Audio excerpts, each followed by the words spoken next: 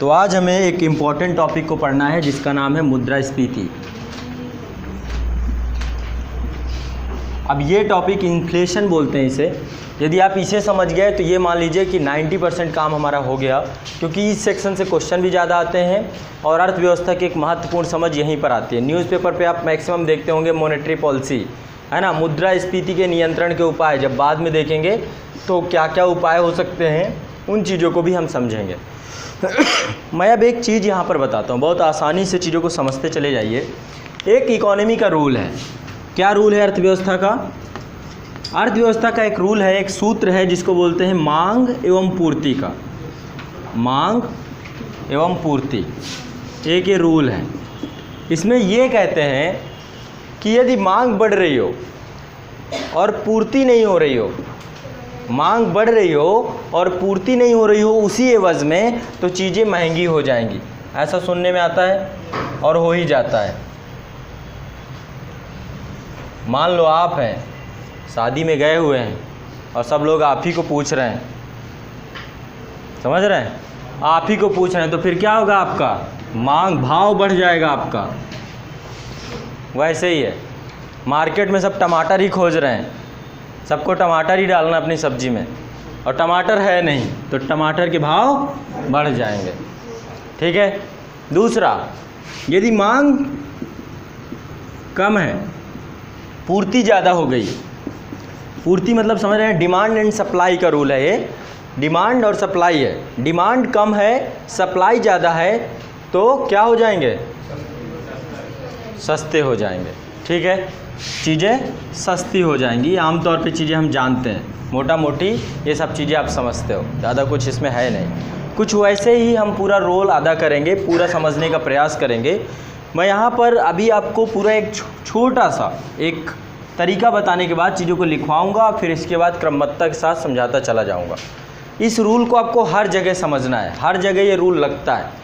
अब एक चीज़ और समझिए, मान लीजिए पूर्ति बहुत ज़्यादा हो रही हो, पूर्ति बहुत ज़्यादा हो रही हो, हम क्यों ना करें मांग भी बढ़ा दें,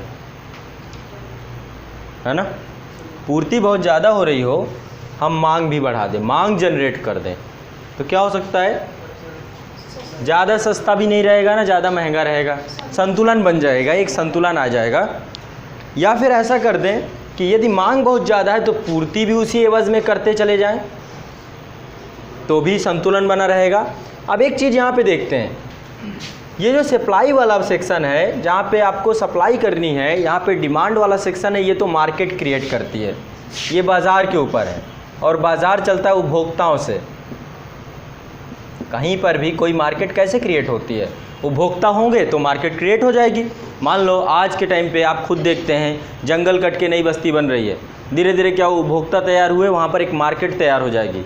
मार्केट भी कई प्रकार की होती है, जैसा उपभोक्ता होगा वैसी ही मार्केट बनेगी, जैसा उपभोक्ता होगा वैसे ही मार्केट बनेगी। जैसे अभी यहीं क्रॉसिंग रिपब्लिक चले जाइए, वहाँ का उपभोक्ता अलग तरीके का है, उसका लाइफ स्टाइल अलग है, हाई क्लास के लोग रहते हैं। वहाँ का क्या है, वहाँ का डिमांड अलग है, उसी तरीके की वहाँ पर चीज़ें हैं, उसी लेवल की चीज़ें हैं। ठीक है। वही आप संडे मार्केट में चले जाइए, वहाँ का उपभोक्ता अलग है, उसी तरीके की वहाँ की डिमांड है, उसी तरीके की वहाँ की सप्लाई है, उसी प्रकार से वो बाज़ार है। तो बाज़ार जो होता है वो जनरेट करता है, इसे लेसेस फेयर का जो हस्तक्षेप का सिद्धांत है वो मांग क्रिएट करता है। ठीक है, बाज़ार के ऊपर है।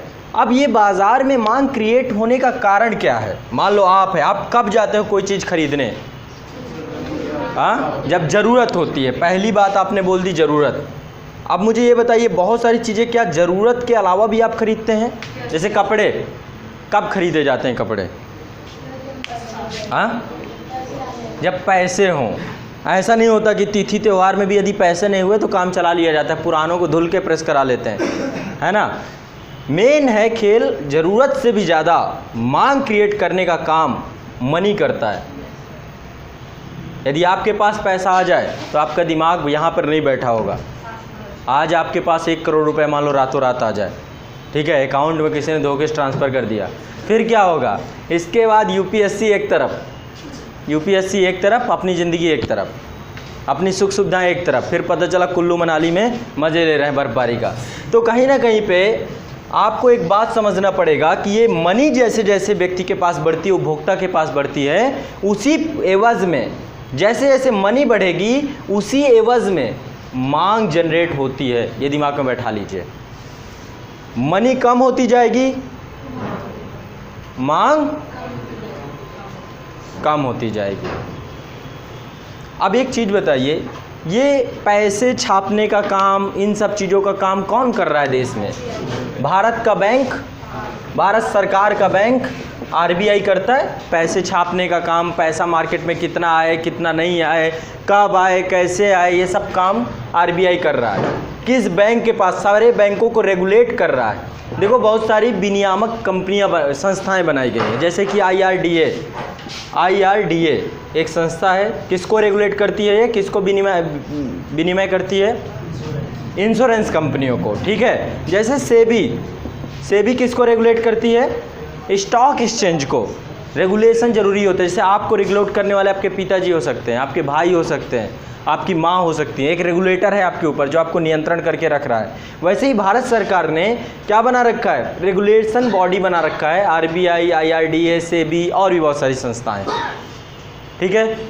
बाद में कभी मैं चर्चा करूंगा, पढ़ाऊंगा जब ये सब चीज़ें। तो हमारी बात ये हो रही है कि आरबीआई क्या है? कि रेगुलेशन बॉडी है। सरकार का बैंक जरूर है, लेकिन सभी बैंकों का बैंक है। जितने भी बैंक हैं उन सब का बैंक आरबीआई है। तो आरबीआई हमारा मुद्रा छापने का काम करता है। आप देखते हैं ना, मुद्रा में लिखा रहता है भारतीय रिजर्व बैंक, है ना, भारतीय रिजर्व बैंक, और उसमें ये भी लिखा रहता है मैं धारक को 500 रुपये देने का वचन देता हूँ, या तो वचन अदा करता हूँ, ऐसे करके। और आरबीआई गवर्नर के सिग्नेचर होते हैं। तो कहीं ना कहीं पे आरबीआई का पूरा एक कार्य दे दिया गया है कि आप मनी सप्लाई को, मनी चैन को आप देखिए। आप लोग दिमाग तो ये लगाते हो ना कि यार भारत में इतनी गरीबी है, ऐसा क्यों नहीं आरबीआई करता कि बहुत सारी संख्या में नोटें छापे और सबको पकड़ा दे। पंडित दीनदयाल उपाध्याय सूटकेस योजना, है ना, कोई ऐसी योजना बना दी जाए और उस योजना के तहत एक एक अटैची सबको पकड़ा दी जाए कि लो भैया एक अटैची तुम लो, एक अटैची तुम लो। इससे क्या होगा?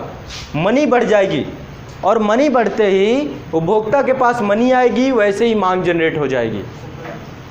मानोगे क्या आप? अब यहाँ पे एक चीज़ समझो, ये पूर्ति वाला पक्ष ये कौन करेगा? अनाज की सप्लाई करना या फिर जो कुछ भी है, जितना भी वर्क होता है, आयात निर्यात करना। मान लो भारत सरकार आयात पे रोक लगा दे, निर्यात पे रोक लगा दे। आयात पे किसके रोक लगा दे? चाइना का जितना माल आता है, जितना भी स्मार्टफोन है, ठीक है, चाइना के स्मार्टफोन पे क्या कर दे? रोक लगा दे। क्या हो जाएगा? एक बहुत बड़ी सप्लाई बंद हो जाएगी स्मार्टफोन की, ठीक है। रातों रात भारत में जितने फ़ोन की कंपनियां हो जाएंगी, पता चला फ़ोन का रेट रख दिया 65,000 रुपये। एप्पल से भी महंगा हो गया माइक्रोमैक्स का फ़ोन। क्यों भारत सरकार ने सभी के लिए प्रतिस्पर्धा सब खोल रखा है? क्यों? भारत के उपभोक्ताओं को लाभ हो उसका, अच्छी गुणवत्ता की चीज़ें मिल जाएं कम पैसे में। तो आपको ये चीज़ बड़ी बारीकी से समझनी है। मांग और सप्लाई आप जितना आसानी से समझ जाएंगे, मुझे बहुत आसान होगा चीज़ों को समझाना। समझ रहे हैं? तो यहाँ पर ये जो पूर्ति वाला पक्ष है, इस पक्ष को काम करना है सरकार का।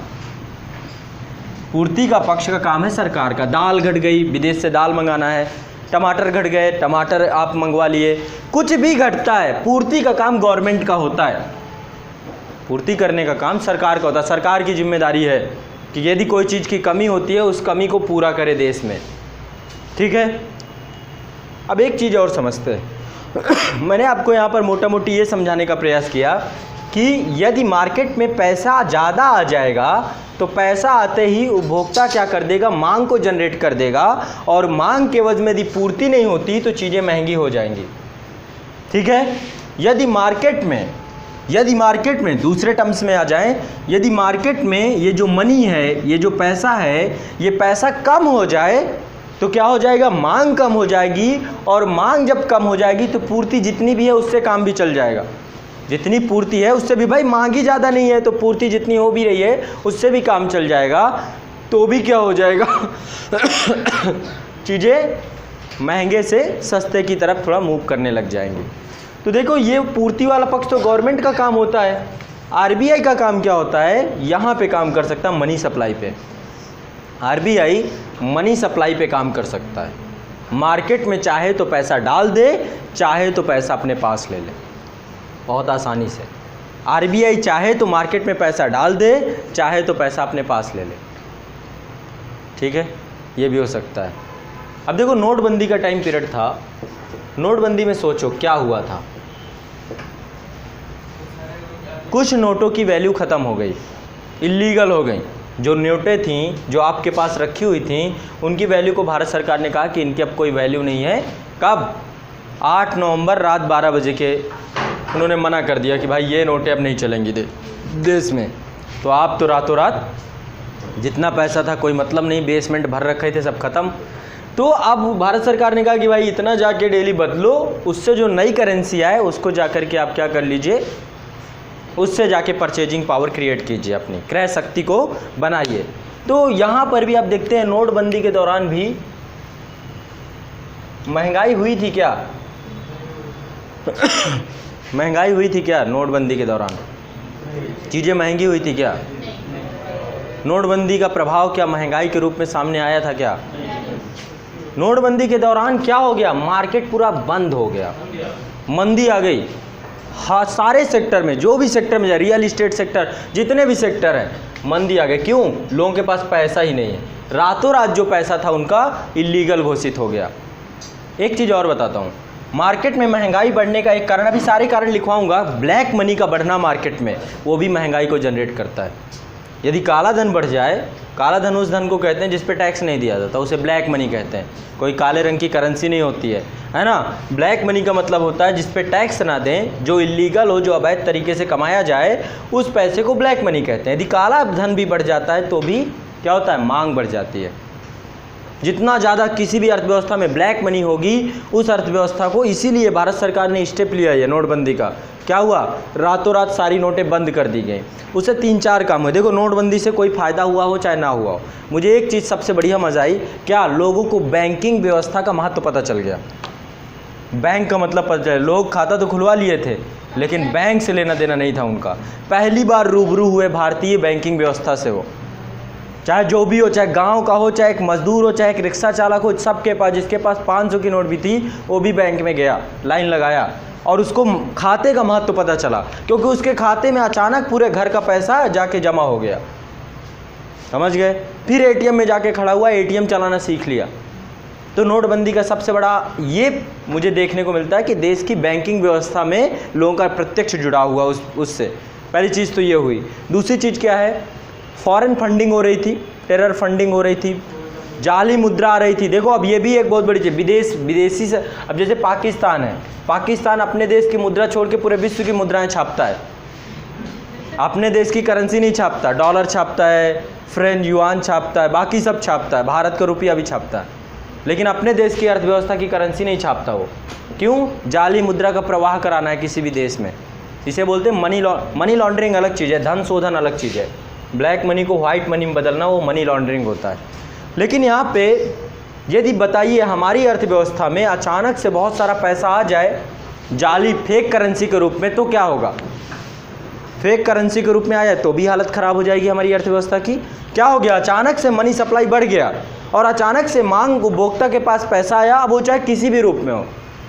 सब थोड़ा ना पहचान पाते कि जाली है कि क्या है। लोग तो ऐसे देखते हैं बस, कुछ नहीं। अभी उनसे पूछ लो कि क्या देखते हो तो नहीं बता पाएंगे।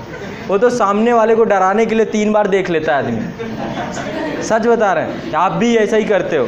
तो सामने वाला कहता है अरे ओरिजिनल है, क्या बात कर रहे हैं, अभी एटीएम से निकाल के लाया हूँ, है ना। तो कहीं ना कहीं पे जाली मुद्रा जब आ जाती है तो क्या होता है, उपभोक्ता के पास तो ये भी कहीं ना कहीं पे मार्केट में, क्योंकि आरबीआई को तो ये है ना कि इतना पैसे का प्रवाह है, इतना पैसा मैंने भेज रखा है मार्केट में, ये पैसा चल रहा है, इतना प्रवाहित है, उसी हिसाब से वो अपनी मौद्रिक नीति बनाता है। मुद्रास्फीति को नियंत्रित करने के लिए, इन्फ्लेशन को नियंत्रित करने के लिए नीति बनाता है, जो कि फेल्योर हो जाती है।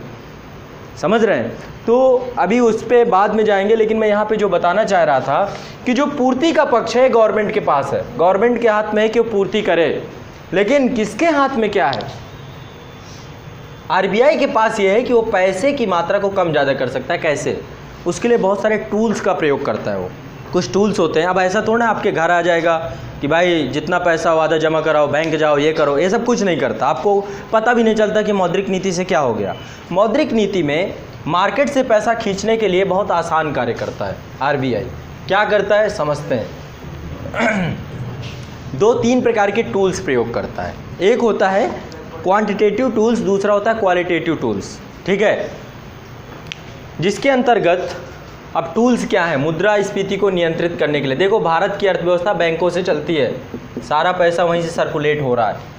नंबर 1 का पैसा यही है ना, जो बैंकिंग सिस्टम से गुजरता है, यही नंबर 1 का पैसा है, सरकार की नज़रों में रहता है। आपके घर पे जो नोटें रखी हुई हैं वो नोटें आपकी, तभी आदमी कहता है ना कैश में दो,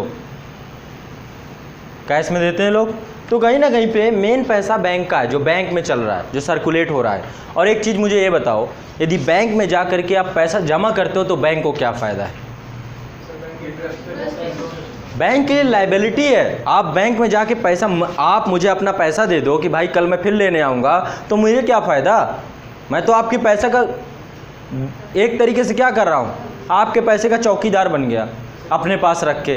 तो बैंक को तो एक लायबिलिटी क्रिएट कर दी ना, अपने एक उत्तरदायित्व दे दिया कि भैया ये पैसा है, कल लेने आऊँगा और 4% ज़्यादा ब्याज दर पे लेके जाऊँगा, क्योंकि रख रहा हूँ 2 दिन के लिए। चौकीदारी अलग से करो और साथ में इंटरेस्ट अलग से दोगे। लेकिन बैंक के लिए ठीक है, पैसा आया उसके लिए उत्तरदायित्व क्रिएट हुआ, लेकिन उसके लिए फ़ायदा कहाँ से है?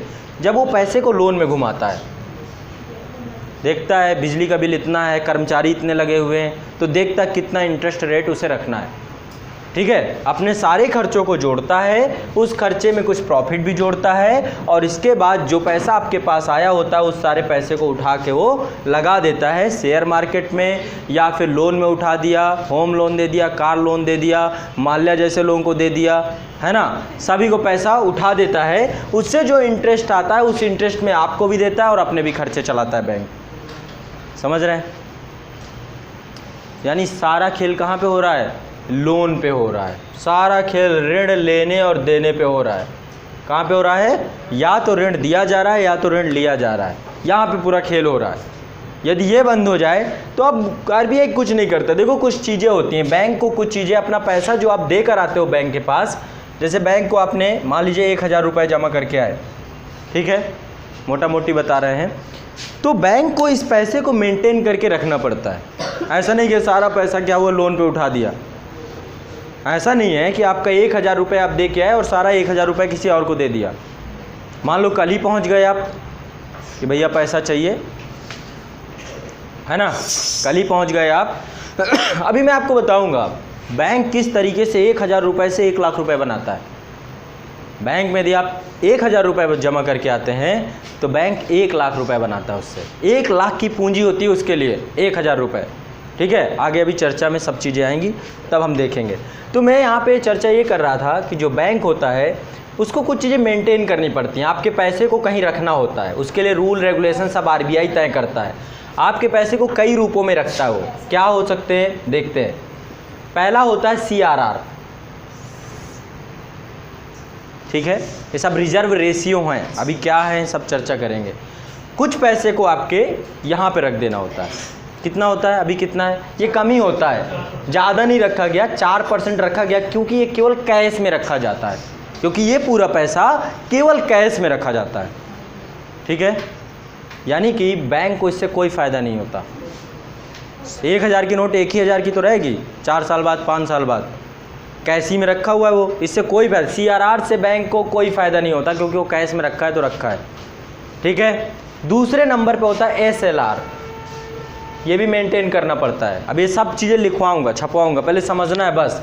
बैंक को जो आप पैसा दे के आते हो तो उस पैसे को क्या करता है, कुछ सिस्टम पे क्रिएट करके रखता है। ठीक है, लगभग ये कितना चल रहा है अभी? 20%, 19 कर दिया गया। ठीक है, अभी इसका करंट देखेंगे, करंट में क्या चल रही है मौद्रिक नीति।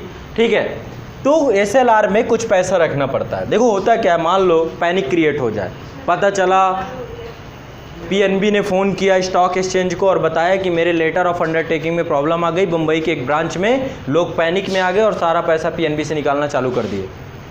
नीरव मोदी का मामला हुआ था, PNB का विश्वास उठ गया रातों रात, अरे ये दिवालिया हो जाएगा, 11,000 करोड़ का घोटाला हो गया, बैंक के पास पैसा नहीं रहेगा। तो लोग क्या करते हैं, रातों रात पहुंच जाते हैं। मान लो बैंक के पास आज पैसा जमा है, अब 20 लाख रुपए लोगों ने जमा कर दिया PNB के पास, रातों रात पीएनबी का क्या हो गया, विश्वास उठ गया लोगों से। आप क्या करोगे, लाइन पे लग जाओगे, कतारों पे लग जाओगे, एटीएम पे लग जाओगे कि जितना पैसा हो निकाल लें। अब पता चला 20 लाख रुपए आपने जमा किया था और पीएनबी ने 20 लाख का 20 लाख उठा दिया है लोन पे, खाली पड़ा है बैंक, कोई पैसा नहीं है। अब क्या करेगा। बैंकों में आमतौर पे होता क्या है, देख तो 2 तरीके की लाइनें लगी होती हैं, एक निकालने वालों की होती है, दूसरी तरफ जमा करने वालों की होती है। तो होता कुछ नहीं है, जो जमा करके जाते हैं उन्हीं का पकड़ा देते हैं, समझ रहे हैं। और शाम को जितना बच जाता है, शाम को यदि हो सकता है, कभी कभी नोटबंदी के दौरान तो आपने बड़े नज़दीक से यदि देखा हो, नोटबंदी के दौरान ये हुआ कि बैंक में 1 रुपया रह ही नहीं गया, खाली पड़ गया बैंक पूरा। पता चला बैंक मैनेजर से पूछो भाई कितना है, बोला 37,000 रुपये पड़ा है बस पूरे बैंक में, क्योंकि पैसा है ही नहीं। क्योंकि ज़्यादातर लोग निकालने वाले हैं और जमा करने वाले जो हैं वो सब इलीगल नोट जमा कर रहे हैं। जिस नोट को अभी बदल के लाना है उसे आरबीआई से। क्या सिस्टम था, बैंक जाता था पहले, जैसे कि मान लो आप एसबीआई में जमा करके आए 20 लाख रुपए का, आपने 500,000 की नोटें जमा कर दी पुरानी वाली, तो 20 लाख रुपए लेकर जाएगा, ठीक है, और 20 लाख रुपए वापस 2,000 की नई नोटें लेकर आएगा बैंक। ऐसे थोड़ा ना था कि आरबीआई लुटाए पड़ा था कि ले जाओ जाओ मस्त करो, पहले उतना लेकर आओ फिर इतना लेके जाओ, पूरा सिस्टम था उसमें। ऐसा नहीं था कि कोई कितना भी यहाँ भंडारा खुला हुआ है बाबा जी का, है ना, जाओ 2,000 की नोटें पड़ी हैं उठा ले जाओ जाके बांट दो, ऐसा कुछ नहीं। तभी पता चलेगा ना कि कितनी मनी आई, कितनी कहाँ आई, कैसे आई, कहाँ पे घोटाला चल रहा है, कैसे क्या हो रहा है। तो कहीं ना कहीं पे बैंक को पूरा एक सिस्टम क्रिएट करके रखना पड़ता है। तो यदि 20 लाख में 20 लाख रुपए पीएनबी उठा देगा और पैनिक क्रिएट हो जाए तो क्या होगा उसके साथ, क्या होगा, है ना। इसलिए आरबीआई ने कुछ सिस्टम क्रिएट कर रखा है। अभी मैं सारे सिस्टम्स बताऊंगा। आरबीआई ने कुछ सिस्टम बना रखा है। सिस्टम है आपका एसएलआर, सीआरआर और बहुत सारी चीज़ें होती हैं। पहले तो ये 2 रूपों में पैसा उसे रखना है किसी भी बैंक को।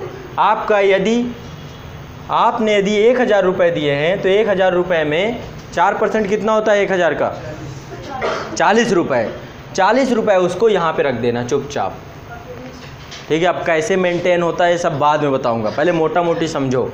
आपके 1,000 रुपये में 40 रुपये यहाँ रख देना है और एसएलआर में उसको 19% कितना होता है,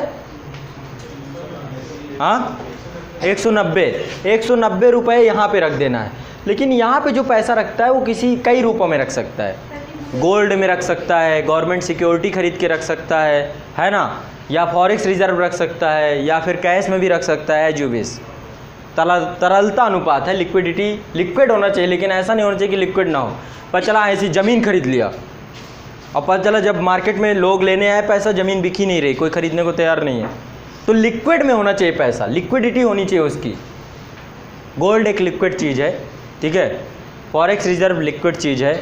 लिक्विडिटी मतलब समझते हैं, पानी नहीं होता, तरलता। जैसे आपके पास मान लो अभी पैसा है, 500 की नोट है, मैं आपसे मांगूँ तुरंत मैं एक्सेप्ट कर लूँगा कि हाँ चलो 500 रुपये आपके हैं, मैं ले लूँ। पता चला 500 रुपये की आप किताबें लिए हुए हैं, बोले सर ये ले लो आप, है ना, 500 रुपये किताबें लेके सर ये ले लो, 500 की लक्ष्मीकांत अभी खरीद के लाए हैं, मैं कहूँगा इसको किसी और को बेचो, मुझे चाहिए। तो क्या होगा, किताब आपकी लिक्विड नहीं है, तुरंत आप उससे मैं संतुष्ट होने वाला नहीं हूँ कम से कम, या कोई चीज़ आपको मिलने वाली नहीं, एक्सचेंज नहीं हो सकता उससे, तुरंत नहीं, विनिमय नहीं कर सकते तुरंत। अब पता चला बेचने में लक्ष्मीकांत लग गए 15 दिन, OLX में डाला, सब जगह डाला, है ना, दोस्त को मोटिवेट किया कि क्या पढ़ रहे हो, लक्ष्मीकांत पढ़ना चाहिए, तब कहीं जाके वो जाके आपकी किताब खरीदने को तैयार हुआ। बोले वहाँ जाओगे इतने की मिलेगी, मैं आपको 10 रुपये सस्ते में दे दूँगा। पता चला 500 की चीज़ लाए थे, 490 ही बचे। मैंने बोला आप 10 रुपये कहाँ से लाओगे, तो 10 रुपये के लिए मजदूरी करने गए, है ना। तो कहीं ना कहीं पे ओवरऑल लिक्विडिटी, लिक्विड रूप में इसको रखना पड़ता है।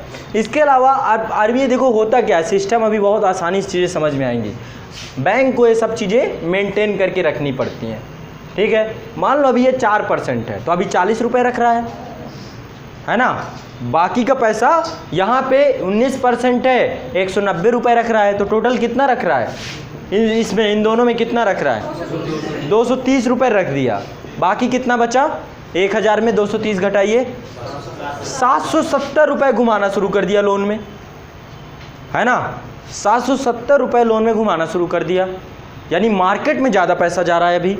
आरबीआई को कुछ नहीं करना, इसको बढ़ा के कर देना है 8%, मान लीजिए मे भी इसको कर देना है 25%। अब बताइए कितना होगा, ये 80 रुपये हो जाएगा। अब उसको 1000 रुपये आप जमा करके आएंगे तो यहाँ पे 80 रखना पड़ेगा और यहाँ पे कितना रखना पड़ेगा, 250 रुपये। 80 और 250 कितना हो जाएगा, 330 रुपये। अब वो लोन में कितना घुमाएगा, कम पड़ गया। अब मार्केट से क्या होगा, अचानक जब इनको बढ़ा देने से तो जो लोन में पहले 770 रुपये घुमा रहा था अब कितना घुमाएगा। आरबीआई ने क्या किया, बैठे बैठे वहीं से मनी सप्लाई को कंट्रोल कर लिया, सीआरआर बढ़ा के, एसएलआर बढ़ा के। अब वो लोन में घुमाने के लिए उसके पास पैसा ही कम पड़ गया। समझ रहे हैं, समझिए, बहुत छोटे छोटे से बहुत बारीकी समझा रहा हूँ, वैसे बहुत बुद्धि खराब हो जाती है इनको पढ़ने से। ठीक है, आपको आसानी से चीज़ों को समझना है और मुद्रास्फीति आप बहुत ही बारीकी से जान के बहुत अच्छे से क्वेश्चन कर पाएंगे, सारे जितने भी आते हैं बहुत आसान क्वेश्चन आते हैं। और भी बहुत सारी चीज़ें होती हैं। अब देखो, ये जो आपका लोन में आपका उठाएगा कोई भी बैंक, तो लोन में उठाने के लिए क्या करता है, वो आपसे एक पर्टिकुलर ब्याज चार्ज लेता है। आपको बोलेगा 12% के, 8% के, 9% के, उस हिसाब से हर बैंक का अलग अलग होता है। ठीक है, आपसे भी लेता है। सेविंग अकाउंट में तो सिर्फ आपको 4% देता है, कुछ बैंक 3.5% देते हैं। ठीक है, लेकिन वो आपको जब उठाएगा, आप ही उसके पास गए तो आपको उठाने के बाद कितना दे रहा है, 12%, 8%, 9% ले रहा है। ठीक है और भी बहुत सारी चीज़ें होती है, समझते हैं। एक होता है बैंक रेट। कोई बताएगा बैंक रेट क्या होता है, बताइए। आरबीआई देती है बैंकों को, उसे बैंक रेट कहते हैं। बैंक जो देखो, हाँ अभी चर्चा करते हैं। देखो क्या होता है, कभी कभी बैंकों के पास पैसा नहीं होता, इन्वेस्ट के अपनी नई ब्रांच खोलना है, ठीक है, या फिर अचानक पैनिक क्रिएट हो गया, बैंक ने क्या किया, पैसा उठा दिया है कहीं और, सारे लेने वाले आ गए हैं, तो क्या करता है वो, अरे मान लो एसबीआई में सारा पैसा, जितना पैसा है एसबीआई के पास, कुछ सीआरआर में रखा है, कुछ एसएलआर में रखा हुआ है और बाकी का पैसा लोन में उठा दिया गया। अब अचानक से ऐसा हो गया कि मार्केट में लोगों को पैसे की ज़रूरत पड़ गई, लोग सब एसबीआई खड़े हो गए कि भाई पैसा चाहिए, पैसा चाहिए, पैसा चाहिए। कहाँ से पाएगा पैसा, जमा करने वाला कोई नहीं है, सब मांगने वाले आ गए। तो क्या करेगा एसबीआई, कुछ नहीं, सरकार से बैंक आरबीआई के पास जाएगा, उससे कहेगा भाई कुछ पैसा दे दो कुछ समय के लिए, तो आरबीआई कहेगा मैं भी आपसे ब्याज लूँगा, है ना, ऐसे थोड़ा ना देगा, वो भी ब्याज लेगा। भाई आप सबसे ले रहे हो तो हम भी आपसे लेंगे, सब ब्याज से उठाते हैं, सीधी सिंपल सी बात। आप दोस्त को फ़ोन करेंगे तो वो खुद बताता है कि 20,000 रुपये दे रहा हूँ, 5 दिन बाद 25,000 रुपये लूँगा। अब बहुत इमरजेंसी है तो कहते हैं चल ठीक है, चल 5,000 तू ही कमा ले, है ना, अपना दोस्त है, अपना यार है। तो 50 चीज़ें उन पे अभी नहीं जाएंगे। मेरी बात यहाँ पे ये हो रही है कि यहाँ पर सीआरआर, एसएलआर, इसके साथ साथ बैंक रेट। आपको बैंक रेट क्या होता है, ये जब इनको ज़रूरत पड़ी, अब एसबीआई को ज़रूरत पड़ी, किससे, आरबीआई से, तो कई रूपों में पैसा लेते हैं ये। कभी कभी होता है कि हमें दीर्घकालीन बहुत ज़्यादा पैसा, मान लो एसबीआई को कोई बहुत बड़ा इन्वेस्टमेंट करना है अपना, या कोई नई तकनीकी लानी है। अब तकनीकी बदल रही है ना, देख रहे हैं ना, सारा कुछ ऑनलाइन का ज़माना आ रहा है ना, तकनीकी में चेंज करना है, कुछ इनोवेशन करना है, और भी बहुत खर्चे होते हैं। विदेशों में ब्रांच डालनी है ना, या फिर कोई इंफ्रास्ट्रक्चर डेवलप करना है, बहुत बड़ी संख्या में अपने पास ब्रांचेस खोलनी है, एटीएम्स लगाने हैं, तो कभी कभी होता है कि बहुत बड़ी मात्रा में पैसे की ज़रूरत पड़ जाती है, या कोई बहुत बड़ा इन्वेस्टमेंट है किसी बैंक का। तो उस रूप में क्या हो सकता है कि आरबीआई के पास जाएगा, बोलेगा मुझे पैसा चाहिए, लेकिन 1-2 साल के लिए नहीं चाहिए भाई, दीर्घकालीन के चाहिए। ठीक है, तो मैं बोलेगा ले लो, उसके लिए रहता है बैंक रेट, उसे बोलते बैंक रेट। आरबीआई कहेगा आप पैसा ले जाओ, लेकिन आपको मैं बैंक रेट के आधार पे आपसे ब्याज वसूलूंगा। ठीक है, उसे बैंक रेट बोलते हैं, अभी मैं बताऊंगा। एक होता है आपका रेपो रेट। रेपो रेट क्या होता है, जब मान लो एसबीआई को ज़रूरत है, मान लो बिजली का बिल आ गया बहुत ज़्यादा, अब पैसा है नहीं, तो बिजली का बिल भरने के लिए कि भाई अब तुरंत भरना नहीं, लाइट कट जाएगी बैंक की, तो क्या करेगा, ऐसे नहीं जाता, बिजली के बिल के लिए कौन जाएगा, आरबीआई के पास। मान लो ज़रूरत पड़ गई कुछ समय के लिए, 15 दिन के लिए, 15 दिन के लिए ही होता है, लघु अवधि के लिए, आप अल्प अवधि के लिए पैसे की ज़रूरत पड़ती है, तो बैंक जाता है आरबीआई के पास रेपो रेट के माध्यम से। लघु अवधि के लिए ऋण लेने के लिए बैंक आरबीआई से जब मांगता है तो क्या होता है, इसे बोलते हैं रेपो रेट। ठीक है, अभी चर्चा सबकी करेंगे, बस समझते रहिए। एक होता है रिवर्स रेपो रेट, कभी कभी उल्टा हो जाता है। रिवर्स रेपो रेट उल्टा क्या हो जाता है, कभी कभी आरबीआई संकट में पड़ जाता है, कभी कभी आरबीआई संकट में पड़ जाता है। देखो, संकट में पड़ने का मतलब ये नहीं है, कभी कभी क्या होता है, मान लो भारत सरकार है, ठीक है, कोई योजना चला रही है, मनरेगा चला रही है, कुछ चला रही है, भारत सरकार को पड़ गया संकट, है ना, तो भारत सरकार के पास पैसा नहीं है। अब ऐसा भी होता है, भारत सरकार के पास भी पैसा नहीं होता, तो भारत सरकार ऐसा थोड़ा ना कि आरबीआई को फ़ोन लगाया बोला 3 कट्टा छाप दो, ऐसा नहीं होता, 3 पेटी भेज दो, 4 पेटी, ऐसा कुछ नहीं होता। आरबीआई आपको पैसे लेने से पहले, भारत सरकार, मान लो मोदी जी का फ़ोन पहुंचा, कितना पैसा चाहिए, तो आरबीआई कहेगा कि पहले गवर्नमेंट सिक्योरिटी रख दो, आपके पास कुछ हो, है कुछ रखने के लिए, पैसा ऐसे नहीं छपता है। तो पहले क्या होता है, प्रतिभूतियां रखवा ली जाती हैं, गारंटी में कुछ चीज़ें रखवा ली जाती हैं, तो सरकार क्या करती है, गवर्नमेंट सिक्योरिटीज़ जो है छापती है और आरबीआई को रख देती है कि लो भैया, भारत सरकार हूँ मैं, संचित निधि में खूब पैसा आता है, टैक्स वैक्स सब कुछ है, ये लो गवर्नमेंट सिक्योरिटीज़ इतने करोड़ की हैं, इतना करोड़ छाप के दे दो। तो आरबीआई गवर्नमेंट सिक्योरिटी रख लेगा अपने पास और भारत सरकार को छाप के दे देगा। सिस्टम है हर चीज़ का, ठीक है, वो अलग चीज़ है, उस पर नहीं जाएंगे। तो रिवर्स रेपो रेट है, कभी कभी आरबीआई को पैसे की ज़रूरत पड़ती है तो आरबीआई बैंकों से मांगता है, बोलता है क्या, बोले हाँ है, तो रिवर्स रेपो रेट आरबीआई को जब ज़रूरत होती है लघु अवधि के लिए, कुछ समय के लिए आरबीआई को चाहिए। ठीक है, और एक चीज़ ध्यान रखना, एक दूसरे पे विश्वास नहीं करते। जैसे एसबीआई ने कहा कि मुझे रेपो रेट में अल्पावधि के लिए कुछ पैसा चाहिए, तो आरबीआई क्या करेगा, बोलेगा कुछ है रखने के लिए, मान लो ना दो 15 दिन बाद तुम, तो क्या करेंगे हम, तो इसमें रखना पड़ता है कुछ ना कुछ, गवर्नमेंट सिक्योरिटीज़ रखनी पड़ती हैं, बिना गवर्नमेंट सिक्योरिटी का काम नहीं चलेगा। ठीक है, और आरबीआई के साथ ये बैंक भी खेल जाते हैं, बोलते हैं अब आपको भी रखना पड़ेगा, आप हमसे तो लेते हैं। ठीक है, तो उसकी चर्चा हम लोग अभी करेंगे। इसके बाद और भी चीज़ें होती हैं। क्या होता है, मनी सप्लाई रोकने के लिए आरबीआई कई टूल्स का और प्रयोग करता है। एक होता है ओपन मार्केट ऑपरेशन, OMO, अभी चर्चा करेंगे इसकी, ओपन मार्केट ऑपरेशन। इसके बाद इसमें कुछ नहीं होता, गवर्नमेंट सिक्योरिटी को सेल करना होता है, परचेज करना होता है। गवर्नमेंट सिक्योरिटी को बेच दिया तो पैसा आरबीआई के पास आ गया, गवर्नमेंट सिक्योरिटी को खरीद लिया तो पैसा मार्केट में चला गया। आसानी सी बात, सीधा सा बात, आरबीआई के पास पैसा आएगा तो मार्केट से पैसा कम होगा, मार्केट से पैसा कम होगा तो महंगाई कम होगी। ठीक है, आरबीआई के पास से पैसा मार्केट में जाएगा तो मार्केट में पैसा ज़्यादा होगा, मार्केट में पैसा ज़्यादा होगा तो महंगाई बढ़ जाए।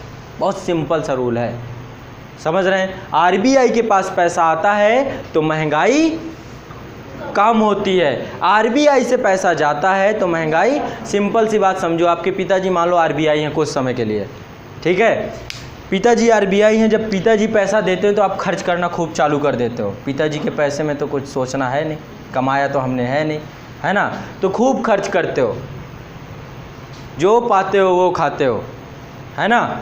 यदि वहीं पर पिताजी ने यदि 4 पैसे मांग लिए आपसे, तो ज़िंदगी भर बताते हैं ना आप कि मैंने दिया था, देखिए आपको, तब आपको ज़रूरत पड़ी थी, आपको 1200 रुपये की ज़रूरत पड़ी थी, मैंने दिया था आपको, होता है ना हमेशा। तो बहुत सिंपली इन चीज़ों को समझना है, बहुत ज़्यादा क्रिटिकल नहीं बनाना है, मैं बहुत आसानी से चीज़ों को समझाता जाऊंगा, ये सब अभी आगे आएगा। ठीक है, हेडिंग डालिए इन्फ्लेशन, मुद्रास्फीति, इन्फ्लेशन, मुद्रास्फीति, इन्फ्लेशन, मुद्रास्फीति।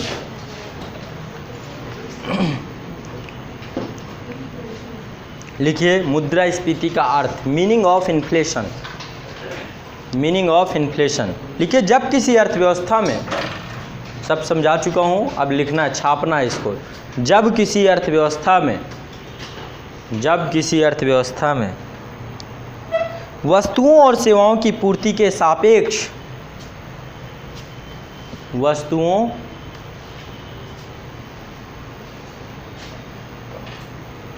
और सेवाओं की पूर्ति के सापेक्ष,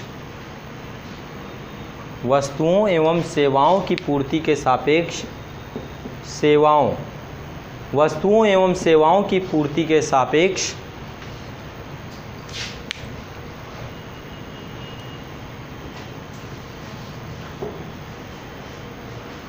मांग तीव्र गति से बढ़े, मांग तीव्र गति से बढ़े, मांग तीव्र गति से बढ़े, मांग तीव्र गति से बढ़े, परिणाम स्वरूप वस्तुओं और सेवाओं के मूल्य में सतत वृद्धि बनी रहे, परिणाम स्वरूप वस्तुओं एवं सेवाओं, परिणाम स्वरूप वस्तुओं एवं सेवाओं के मूल्य में सतत वृद्धि बनी रहे, जिससे मुद्रा की क्रय क्षमता कम हो जाती है, या मुद्रा की क्रय क्षमता में कमी आ जाती है, मुद्रा की क्रय क्षमता में कमी आ जाती है। यह स्थिति मुद्रास्फीति कहलाती है।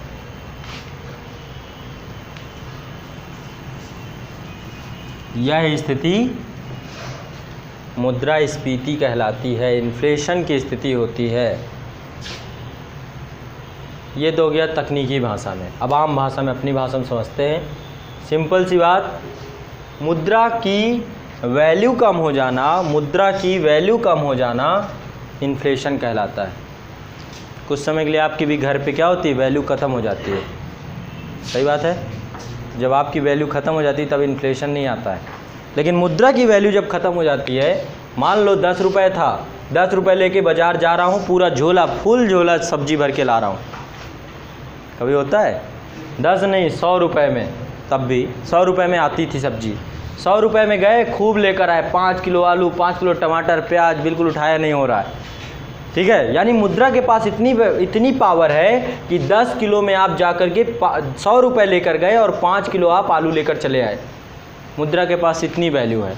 लेकिन एक समय ऐसा आया कि 100 रुपये इक्वल टू 1 kg का आलू, बस 1 किलो आलू मिलेगा 100 रुपये में। ऐसी कंडीशन आ गई तो मुद्रा की वैल्यू ख़त्म हो गई।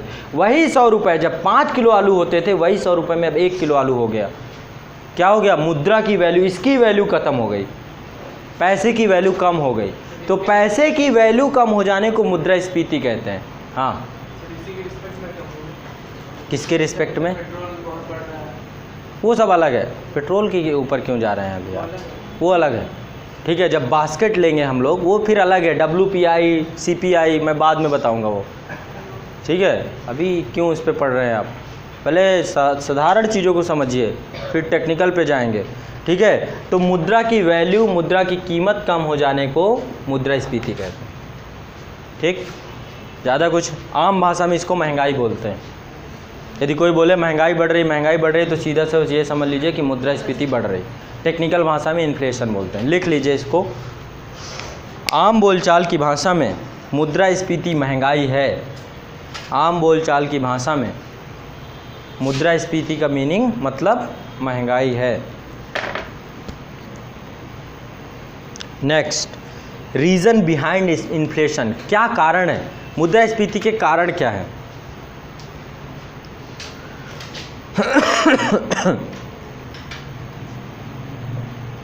कोई मुझे बताए कितने कारण हो सकते हैं?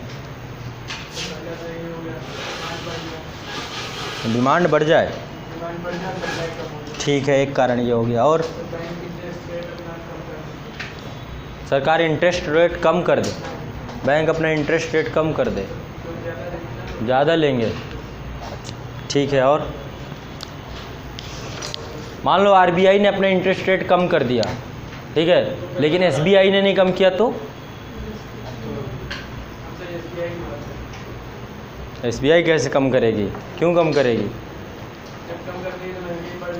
सिंपल सी बात, मान लो RBI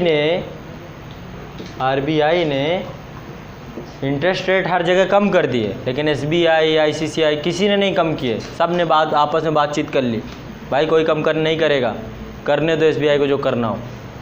तभी तो होता है मौद्रिक नीति असफल हो गई भारत की बहुत मायनों पे। इसको लेकर के भी कमेटी बनाई गई है बहुत सारी कि कैसे मौद्रिक नीति असफल हो जा रही है भारत की। तभी फिर क्वालिटेटिव टूल्स प्रयोग किए जाते हैं, ये क्वांटिटेटिव टूल्स हैं। अभी बताऊंगा, दो अलग अलग चीज़ें होती हैं। मौद्रिक नीति हमारे यहाँ क्या होता है, आरबीआई ने अभी मौद्रिक नीति लागू की, लेकिन पता चला उसका प्रभाव पता चलता है कि अभी हुआ ही नहीं कुछ। तुरंत महंगाई कंट्रोल करने में अभी उसके लिए बहुत सारे मैकेनिज़्म क्रिएट किए जा रहे हैं, आगे चर्चा करेंगे। पहले अब आगे बढ़िए, मुद्रास्फीति के कारण में लिखे, मुद्रास्फीति के दो प्रमुख कारण हैं। मुद्रास्फीति के दो प्रमुख कारण हैं। नंबर एक,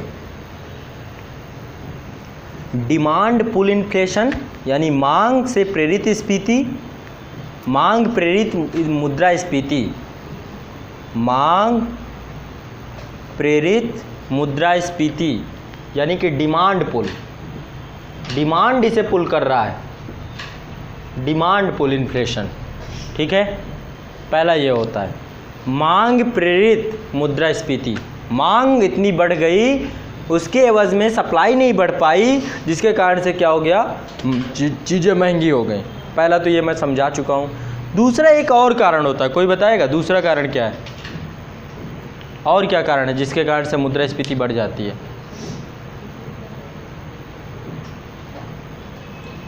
मान लो कभी कोई सामान खरीदने गए, ठीक है, मान लो ये चेयर है, ठीक है, अभी चेयर खरीद के लाए 300 रुपये में, 2 महीने बाद वही बोला कि ये 400 रुपये की हो गई भाई चेयर। क्या कारण हुआ? उसने क्या रीज़न बताएगा आपको? लागत बढ़ गई होगी, कुर्सी की लागत बढ़ गई, बनाने में महंगा हो गया, मटेरियल अच्छा यूज हो गया, या फिर मटेरियल लोहा ही महंगा हो गया, तो दूसरी सामग्री के महंगे हो जाने के कारण से बाकी जो चेन सिस्टम, लोहे से बनने वाली जितनी भी चीज़ें सब महंगी हो गई। तो लिखिए नेक्स्ट, दूसरा कारण है लागत प्रेरित मुद्रास्फीति, कॉस्ट पुल, इसे कॉस्ट पुल बोलते हैं, कॉस्ट पुल इन्फ्लेशन, लागत प्रेरित मुद्रास्फीति, लागत प्रेरित मुद्रास्फीति। इनको कहिए सीधा लिखें, अलका जी सीधे प्रयास कीजिए, जब सीधा लिखेंगी तो सीधे बनेंगे अक्षर। कोई भी लेटा हुआ बिस्तर लगा के मत लिखवाए, ठीक है, सब सीधे लिखना है अक्षरों को ताकि दिखाई दें, समझ रहे हैं। अपनी राइटिंग पे सुधार कीजिए सभी लोग, अपनी राइटिंग जितनी बेहतर करेंगे देखने वाले को अच्छा लगता है। अंदर से आदमी कैसा भी हो, बाहर से अच्छे कपड़े पहना हो, है ना, व्यवस्थित हो, तो आदमी प्रभावित हो जाता है, फर्स्ट इम्प्रेशन। तो राइटिंग आपका पहला प्रभाव है। अंदर आप क्या लिखे हैं वो पढ़ने से पहले नज़र जाती राइटिंग में, क्या बात है, समझ रहे हैं। और पता चला लिख बहुत बढ़िया दिया।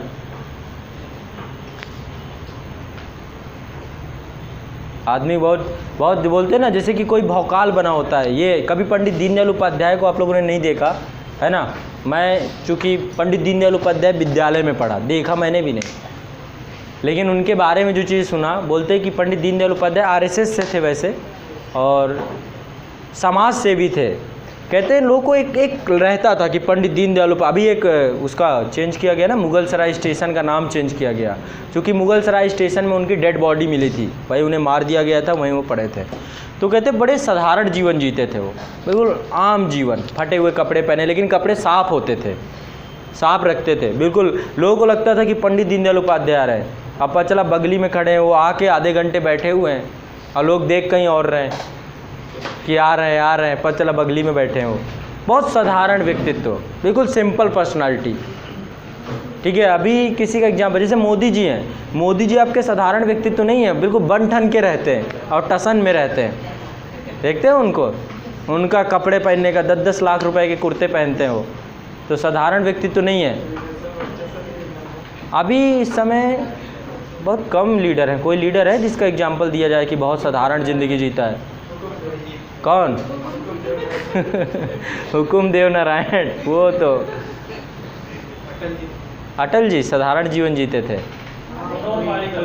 हाँ, मनोहर पारीकर, ये सही एग्जाम्पल हो सकता है। आज भी देखेंगे चप्पल पहने होंगे, ठीक है, और ज़्यादा कुछ, बहुत साधारण जीवन जीते हैं। बच्चे की शादी हुई थी, बिल्कुल आसानी, ऐसा कोई नहीं कि बहुत बड़ा तामझाम रहा हो, समझ रहे हैं।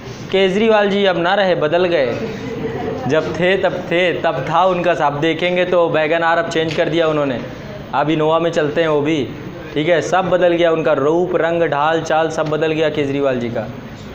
है ना, बस अनशन और हड़ताल नहीं बदला, बाकी सब बदल गया उनका। सुरेश प्रभु भी हैं, बहुत सारे लीडर हैं, ऐसा नहीं। हमारे क्षेत्र से जहाँ से मैं आता हूँ वहाँ पे एक जमुना प्रसाद बोस थे, और अब तो नहीं रहे, ख़त्म हो गए। जब उनकी डेथ, जैसे लाल बहादुर शास्त्री बहुत बड़ा एग्जाम्पल है ना, लाल बहादुर शास्त्री एक अच्छा एग्जाम्पल है। कभी आप उनकी लाइफ स्टाइल, कभी कहते जब देश में उस समय हमारे देश में अनाज नहीं हुआ करता था, और पाकिस्तान ने युद्ध छेड़ दिया था भारत में 1965 में, तो शास्त्री जी ने देश के लिए, देश के लोगों से बोला कि भोजन एक टाइम खाना है, हम लोगों को भोजन एक टाइम खाना है, लेकिन उससे पहले प्रयोग किया अपने घर पे, अपने बच्चों को देना शुरू किया। एक टाइम भोजन अपने बच्चों को देते थे, खुद एक टाइम खाते थे, और उन्होंने देखा यदि मेरे बच्चे मेरी इस भूख को बर्दाश्त कर ले जाएंगे तो फिर मैं पूरे देश में इस बात को कहूँगा और देश इस बात को मानेगा। कभी उन्होंने जय जवान जय किसान का नारा दिया था, किसानों को भी, उसी समय हरित क्रांति भी भारत में आई थी, समझ रहे हैं। तो ये बड़े साधारण पर्सनालिटी होते। कभी लाल बहादुर शास्त्री का जीवन पढ़ेंगे आप तो देखेंगे वो व्यक्ति ऐसा स्वाभिमानी व्यक्ति था कि यदि जेब में पैसा नहीं होता था तो पैदल चलता था, कभी भी साथ में किसी से ना तो लिफ्ट मांगता था। उनके बारे में एक कहानी है कि बनारस के थे वो, है ना, और एक बार मेला देखने गए, और जब वो मेला देखने गए तो उनके दोस्त जो थे, उनके मित्र जो थे, वो नदी पार करके, गंगा नदी पार करके उस पार जाना था, घर उनका उस पार था, मेला इस पार था। तो लाल बहादुर शास्त्री ने क्या किया, बोला मैं आप लोग, क्योंकि उसमें 25 पैसा कुछ लगना था, बोट का किराया था, उनके पास किराया नहीं था देने को, तो उन्होंने क्या किया, कपड़े उतारे, सिर में बांधे और तैर गए गंगा में। सब चिल्लाते रहे, अरे आजा बैठ जा, आजा बैठ जा, लेकिन स्वाभिमान, पैदल चल लेंगे, एहसान नहीं लेंगे, है ना। एक डायलॉग है ना कि मुझ पे एक एहसान करना, कि मुझ पे कोई, हाँ, तो हाँ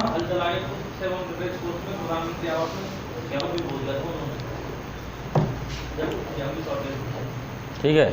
तो ऐसे साधारण व्यक्तित्व वाले लोग। चलो आगे बढ़ते हैं, ज़्यादा चक्कर में नहीं पड़ते। तो दूसरी है लागत प्रेरित मुद्रास्फीति। पहली हेडिंग डालिए मांग प्रेरित मुद्रास्फीति, ये क्या होती है सबको लिखिए, इस पे बहुत सारे रीज़न बता रहा हूँ, उन रीज़न को समझते जाइए। मांग प्रेरित मुद्रास्फीति किस किस कारण से बढ़ सकती है, देखिए, जब किसी वस्तु के सामान्य मूल्य में, इसमें परिभाषा लिख लीजिए, जब किसी वस्तु के सामान्य मूल्य में वृद्धि का मुख्य कारण, जब किसी वस्तु के सामान्य मूल्य में वृद्धि का मुख्य कारण उस वस्तु की मांग आपूर्ति के सापेक्ष, उस वस्तु की मांग, किस वस्तु की मांग, उस वस्तु की मांग आपूर्ति के सापेक्ष, आपूर्ति को ही सप्लाई बोलते हैं, मांग आपूर्ति के सापेक्ष तेजी से बढ़े, तेजी से बढ़े, मांग आपूर्ति के सापेक्ष तेजी से बढ़े, तो इसे मांग प्रेरित मुद्रास्फीति कहते हैं। मांग ज़्यादा बढ़ गई, आपूर्ति कम बढ़ी, तो मांग प्रेरित हो गई। अब मुझे कारक बताइए, कौन कौन सी चीज़ें मांग बढ़ा सकती हैं। सबसे पहली बात, मार्केट में पैसा ज़्यादा आ जाए, है ना। लिखिए क्या क्या कारण है, कारक लिख लीजिए मांग बढ़ाने के कारण। उत्तरदायी कारक, नंबर 1, काले धन में वृद्धि हो जाए, ब्लैक मनी आ जाए मार्केट में, आधा पैसा टैक्स में सरकार को पता ही ना हो कितना पैसा कितना नहीं है। ब्लैक मनी का मतलब क्या है, सरकार के पास जिसका आंकड़ा ना हो उसे ब्लैक मनी कहते हैं। जो पैसा आपने दीवारों में, अपने बिस्तरों में, बेसमेंट में छुपा रखा है उसे ब्लैक मनी कहते हैं। घर के गुल्लकों में सब ब्लैक मनी है ना। एक दायरे से ज़्यादा, एक दायरे से ज़्यादा, जितना दायरा सरकार ने बना रखा है कि इतना पैसा छुपा लो कोई दिक्कत नहीं है, लेकिन उससे ज़्यादा छुपाते हो तो ब्लैक मनी में कन्वर्ट हो जाएगा, ठीक है। तो यहाँ पे पहला है काले धन में वृद्धि हो जाती, तो मांग प्रेरित मुद्रास्फीति बन सकती है। नेक्स्ट, दूसरा कारण, जनसंख्या में तीव्र गति से वृद्धि हो जाए, पॉपुलेशन, जनसंख्या विस्फोट। इसीलिए तो कह रहा हूँ 2030 में बहुत बुरी हालत होने वाली है। जनसंख्या वैसे भी बढ़ चुकी है ना।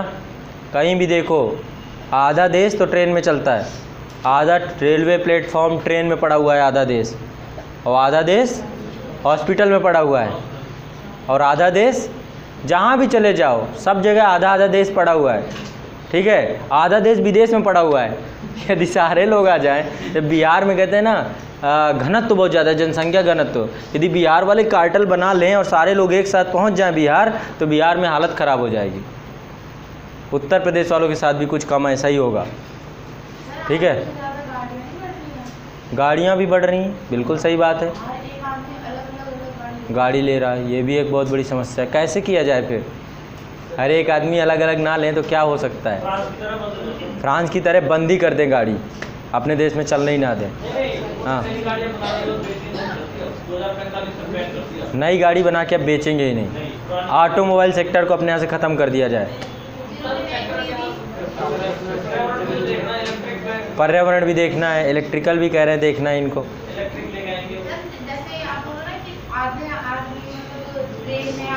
तो अच्छा आप करें, आधी गाड़ियों में है, आधी गाड़ियों में है, आधी गाड़ियां ना रेलवे के नीचे खड़ी है, आधी ऑफिस के नीचे खड़ी है। मतलब आदमी की जनसंख्या मतलब गाड़ी के साथ बराबर चले। फ़ोन भी अब इक्वल हो रहे हैं, मोबाइल भी एक आदमी के पास दो, जैसे होता है ना। अभी सरकार भी कुछ दिन बाद नीति लाने वाली है, हम दो हमारे दो वाली नीति है ना, तो फ़ोन के साथ भी होगी कि हम एक हमारा एक, है ना। ऐसा इससे क्या हो, ई कचरा भी तो बढ़ रहा है। फ़ोन रिप्लेस करने के चक्कर में कितना फ़ोन हो गया लोगों के पास, 8 फ़ोन रख रहे हैं। ठीक है, तो इसके लिए भी एक नई पॉलिसी भारत सरकार अभी लेके आएगी। गाड़ियों में भी बनेगा कुछ ना कुछ। अब हाँ, टेस्ला का नाम सुना होगा आपने, एक बहुत बड़ी कंपनी है, यूएसए में काम कर रही है और इलेक्ट्रिकल कार बना रही है। और इस समय भारत में आने वाला भविष्य है इलेक्ट्रिकल चार्जिंग स्टेशन। अभी भारत सरकार ने अभी कल परसों ही देख रहा था, एक पॉलिसी अभी आई है भारत सरकार की। भारत सरकार पीछे पड़ी हुई है, ओला से बोल रही है, ओला करी मैं कारें चला लूँगा, बना के दे दो। ओला करी मैं चार्जिंग स्टेशन नहीं बनाऊँगा। महिंद्रा से कहा जा रहा है, महिंद्रा कह रहा है मैं कार बनाऊँ कि चार्जिंग स्टेशन बनाऊँ। भारत में भी कोई आगे ही खड़े होकर नहीं सामने आ रहा कि चार्जिंग स्टेशन बनाए जाएँ। बहुत ज़्यादा खर्चा नहीं और चार्जिंग स्टेशन बनाने में सरकार बहुत सब्सिडी दे रही है। अभी कोई इंटरप्रेन्योर आगे सामने आके खड़ा नहीं हो रहा कि चार्जिंग स्टेशन बनाए जाए भारत में। हाँ, अभी बहुत लोग, अभी तो अनिवार्य कर दिया, एनटीपीसी वगैरह में चार्जिंग स्टेशन बने हुए हैं। सभी पब्लिक सेक्टर अंडरटेकिंग से बोल दिया गया है कि आपको चार्जिंग स्टेशन इलेक्ट्रिकल व्हीकल के लिए बनाना पड़ेगा।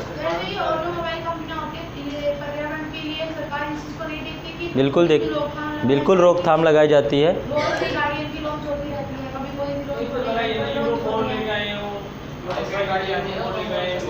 अभी महिंद्रा ने शायद लॉन्च की है इलेक्ट्रिकल कार, अभी आई है, लॉन्च हो गई, लेकिन अब कोई खरीदे तब सही ना।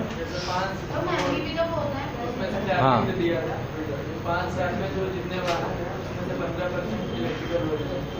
अभी मैं आपको बता रहा हूँ, बहुत बड़ी पॉलिसी है। नितिन गडकरी जी पीछे पड़े हुए हैं, चिल्ला रहे हैं। 2020 के बाद देखिएगा क्या होगा इंडिया में। 2020 के बाद डीजल पेट्रोल की जितनी कारें हैं ना, सब बिकनी ही बंद हो जाएंगी। अभी एक बार चुनाव जीत के आने दीजिए अगेन इनको। इसके बाद भारत में बहुत बड़े स्तर पे इलेक्ट्रिकल कार चलेंगी। आने वाला भविष्य उसी का है। जब बनेंगी नहीं, बिकेंगी, जब बनना बंद हो जाएंगी तो बिकना बंद हो जाएंगी, सीधी सी बात। उसका क्या हुआ? देखो, भारत में हर चीज़ है, अवेलेबल है, लेकिन ग्राहक नहीं, उपभोक्ता नहीं है। लोगों को आसान अभी यही पड़ रहा है, समझ रहे हैं। हम क्या करते हैं, चीज़ों को देखते हैं, जो ज़्यादा लिक्विड होता है उसी चीज़ पे जाते हैं। भारत के लोग ज़्यादा झंझट नहीं पालना चाहते हैं। हाँ, अभी एथेनॉल बनाना है, बहुत सारी पॉलिसीज़ तो बन गई। पॉलिसी पैरालिसिस भी तो हो जाता है। कागजों में तो पॉलिसी बहुत बनी हुई है, पॉलिसी पैरालिसिस, इस पे यूपीएससी क्वेश्चन भी पूछ चुका है। नीतियाँ बन रही, लेकिन नीतियाँ कारगर रूप से लागू नहीं हो रही। चलो, अलग चीज़ है। तो मैं यहाँ पर आपकी बात कर रहा हूँ मुद्रास्फीति की। पहली चीज़ है काले धन में वृद्धि, दूसरा जनसंख्या में तीव्र गति से वृद्धि। जनसंख्या ज़्यादा बढ़ेगी, मांग ऋण, तो भारत में हमेशा इन्फ्लेशन बना ही रहना है। ठीक है, डिमांड की कमी नहीं है। यहाँ पे बहुत बड़ा मार्केट है, हर चीज़ का मार्केट है भारत। ऐसी किस चीज़ का मार्केट नहीं है भारत, बताइए? सब भौतिकवादी लोग हैं। अध्यात्म का प्रभाव खत्म होता जा रहा है लोगों को। सबको कार चाहिए, गाड़ी चाहिए, आपको भी तो चाहिए और खुद की चाहिए है भी, तो दूसरों पे आरोप कैसे? 6 गाड़ियाँ, एक आदमी के ऊपर 2,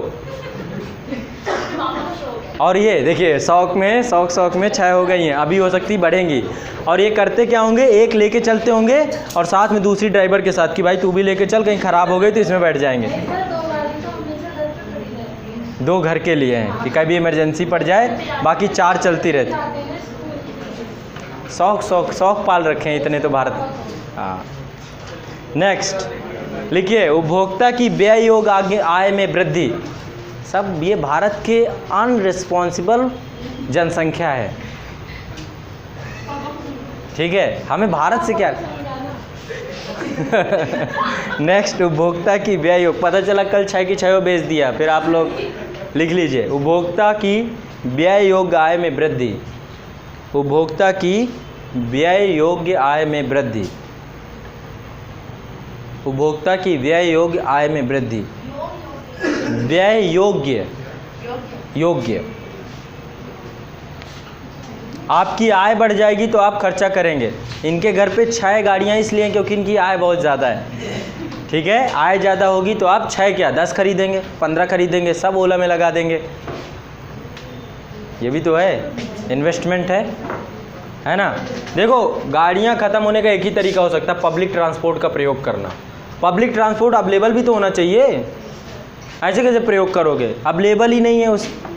और सस्ता भी होना चाहिए। पता चला ओला में चलने से अच्छा है कि मैं अपनी गाड़ी खरीद लूँ, है ना, वो सस्ता हो जाए तो ज़्यादा बेहतर है। सरकार करे ओला की तरह चला दे कैब सिस्टम, पूरे इंडिया में कैब चला दे और सस्ती चलाए। व्यक्ति को यदि सस्ता, यदि आपके पास कार है, आपको लग रहा है कि मैं अपनी कार से जाऊँगा तो 100 रुपये खर्च होगा, यदि मैं इस गाड़ी से जाऊँगा तो मेरा 40 खर्च होगा, तो कौन दिमाग नहीं लगाता। समझ रहे हैं, ये सब प्राइवेट सेक्टर चला रहा है, भारत सरकार को इनिशिएट करना इन सब काम पे। समझ रहे हैं, भारत सरकार को इस क्षेत्र में उतरना चाहिए। अभी ट्रेन क्यों हम प्रेफर करते हैं ज़्यादा, क्योंकि ट्रेनें सस्ती हैं, ट्रेनों का किराया सस्ता है, बिना टिकट भी चल जाता है। समझ रहे हैं, तो कहीं ना कहीं पे ट्रेन सस्ती, इसलिए लोग ट्रेन को बढ़िया है, आराम से करा लिया, 3rd AC में आराम चले गए, जनरल में भी चले गए। हाँ नेक्स्ट, आगे अगला, बैंकों द्वारा ब्याज दरों में कमी कर दी जाए तो भी मांग जनित। बैंकों द्वारा ब्याज दरों में कमी कर दी जाए तो भी मांग प्रेरित इन्फ्लेशन हो जाएगा। इससे क्या होगा, बैंक जैसे ही ब्याज दरों में कमी करेंगे तो क्या होगा, तुरंत पहुंच जाओगे बैंक, मुझे कार खरीदनी है, मुझे कार लोन चाहिए, मुझे घर खरीदना है, मुझे होम लोन दे दीजिए, मुझे ये खरीदना है, मुझे वो खरीदना है, बच्चे के लिए स्कूटी खरीदना है अब, ठीक है। तो आप क्या करोगे, जैसे ही ब्याज दर कम हुई सोचा बैंक से ले लो लोन, ठीक है। और यदि बैंक मान लो अभी 4% में आपको देना शुरू कर दे कि 4% है, आप कुछ नहीं करोगे, जाओगे लोन में दुनिया भर की सामग्री खरीद के रख लोगे, यही 15% कर दे इसी ब्याज दर को। इसके बाद 3 साल बोलोगे अभी कुछ दिन बढ़िया है ना, कुछ दिन यहाँ से जाऊँगा, बगल में ऑटो चलता है, वहाँ से बैठूँगा, 10 रुपये में पहुँचूँगा, दिमाग दुनिया भर का लगाएंगे, ठीक है। तो जैसे बैंकों के द्वारा बहुत यही है, अभी जब हम इसी पे चर्चा करेंगे, RBI कैसे ऊपर से चेंज करेगा तो नीचे कैसे चेंज होता है। तो बैंकों द्वारा ब्याज दरों में कमी से भी बहुत बड़ी मात्रा में पैसा मार्केट में आ जाता है, लोग लोन के रूप में लेते हैं और खर्च करना शुरू करते हैं, जिसके कारण से इन्फ्लेशन बढ़ जाता है। समझ रहे हैं, चलो हर चीज़ में तो अब क्या चल गया है, EMI, मोबाइल खरीदना है, कुछ भी खरीदना है, अमेज़ॉन फ्लिपकार्ट जब से आ गए तब से और बड़े स्तर पे आसानी से क्रेडिट कार्ड है, तुरंत EMI करा लीजिए, ठीक है। 100 200 रुपये किस्त है, आपको भी नहीं समझ में आता, आप लेते रहते हो। तो यदि लोन की दर ज़्यादा हो तो आप सोचो कि जब मेरे पास इकट्ठा पैसा आ जाएगा तो 1 पेमेंट में लूँगा, ठीक है, डाउन पेमेंट कर दूँगा, पूरा ख़त्म बात एक बार में, ठीक है। तो कहीं ना कहीं पे EMI सिस्टम जो ये कल्चर डेवलप हुआ है, अब ये भी समझ लीजिए बैंकों के बीच में प्रतिस्पर्धा भी है। पता चला SBI ने 8% रखा, ICICI ने कहा तुरंत 7 करो, अब SBI टेंशन में, भाई मार्केट में रहना है, ग्रो करना है। पता चला PNB ने बोला 6 कर दो भाई, अभी संकट में है हम, ज़्यादा लोन घुमाएंगे, ज़्यादा पैसा आएगा। तो यहाँ पे प्रतिस्पर्धा भी है, इसलिए लोग कम ज़्यादा भी करते हैं, आगे चर्चा करूँगा। नेक्स्ट आगे बढ़ते हैं, घाटे की वित्त व्यवस्था हो यदि, घाटे की वित्त व्यवस्था किसे कहते हैं बताओ। आपकी आय कितनी है, 100 रुपये, खर्च कितना है 150 रुपये, आपकी घाटे की अर्थव्यवस्था चल रही है, जिसकी चादर छोटी होती है, पैर ज़्यादा फंसालता है, वो घाटे की वित्त व्यवस्था में होता है। समझ रहे हैं? घाटे की वित्त व्यवस्था का मतलब है देश की आय कम होना, व्यय ज़्यादा होना। आपको पता है आधे से ज़्यादा पैसा हमारा ब्याज अदायगी में जाता है। बहुत बड़ा भार ब्याज अदायगी के रूप में जाता है। विदेशों से ऋण ले रखा गया है, बड़ी बड़ी कंपनियों से, LIC से, इन सबसे भारत सरकार ने ऋण ले रखा है। पता है भारत में जो बच्चा पैदा होता है 33,000 रुपये का ऋण लेके पैदा होता है। पैदा होते ही 33,000 रुपये उसके ऊपर लोन होता है। यदि भारत सरकार का टोटल लोन डिवाइड कर दिया जाए जनसंख्या से तो। समझ रहे हैं? अब धीरे धीरे कम हो रहा है, जब से ये सरकार आई तो काफ़ी लोन चुका डाली, काफ़ी चीज़ें हो गई। अभी आगे चर्चा करें। नेक्स्ट, सार्वजनिक व्यय में वृद्धि। सार्वजनिक व्यय में वृद्धि, मान लो सरकार सार्वजनिक व्यय में वृद्धि कर दे। सार्वजनिक व्यय समझते हैं ना? ठीक है, सबके लिए। प्राइवेट सेक्टर कोई काम करता है तो कुछ लोगों के लिए होता है, सरकार काम करती है तो जन कल्याण में करती है। मान लो मनरेगा स्कीम आई, मनरेगा स्कीम के आते ही क्या हो गया, लोगों की परचेजिंग पावर पैरिटी बढ़ गई, लोगों को रोजगार मिल गया, 150 रुपये पर डे मिलना शुरू हो गया। ठीक है, और लोगों ने खरीदना शुरू कर दिया। गांव की अर्थव्यवस्था मजबूत हुई मनरेगा से बहुत मायनों में। ठीक है, चर्चा करेंगे जब कभी। नेक्स्ट आगे, ये जो है जितने भी मैंने कारण आपको बताए, ये किस कारण से इन्फ्लेशन को पैदा कर रहे हैं? मांग प्रेरित। इनसे डिमांड बढ़ जाएगी, डिमांड ऑटोमेटिक बढ़ जाएगी। चाहे अर्थव्यवस्था में काले धन की वृद्धि हो, चाहे जनसंख्या में तीव्र गति से वृद्धि हो, ये सब मांग बढ़ा देते हैं। ठीक, नेक्स्ट डालिए लागत प्रेरित मुद्रास्फीति। लागत प्रेरित मुद्रास्फीति ये कैसे होती है? देखिए, लागत जन्य मुद्रास्फीति तब उत्पन्न होती है, लागत जन्य मुद्रास्फीति तब उत्पन्न होती है, कब उत्पन्न होती है? तब, है ना, लिखते जाइए कब उत्पन्न होती है। लागत जन्य मुद्रास्फीति तब उत्पन्न होती है जब कीमतों में वृद्धि, जब कीमतों में वृद्धि उत्पादन लागत में वृद्धि के कारण होती है। जब कीमतों में वृद्धि उत्पादन लागत में वृद्धि के कारण होती है, उत्पादन लागत में वृद्धि के कारण होती है। समझ रहे हैं इस बात, इस सेंटेंस को समझ में आया? सेंटेंस ये कह रहा है कि जब कोई चीज़, मान लो अभी बिस्किट है, बिस्किट का पैकेट बनाने में 5 रुपये खर्च होते हैं, तो मार्केट में आपको 6-7 रुपये का बिक जाता है। ठीक है, मान लो 2 रुपये का प्रॉफिट, बीच में टैक्स वैक्स सब कुछ लग के।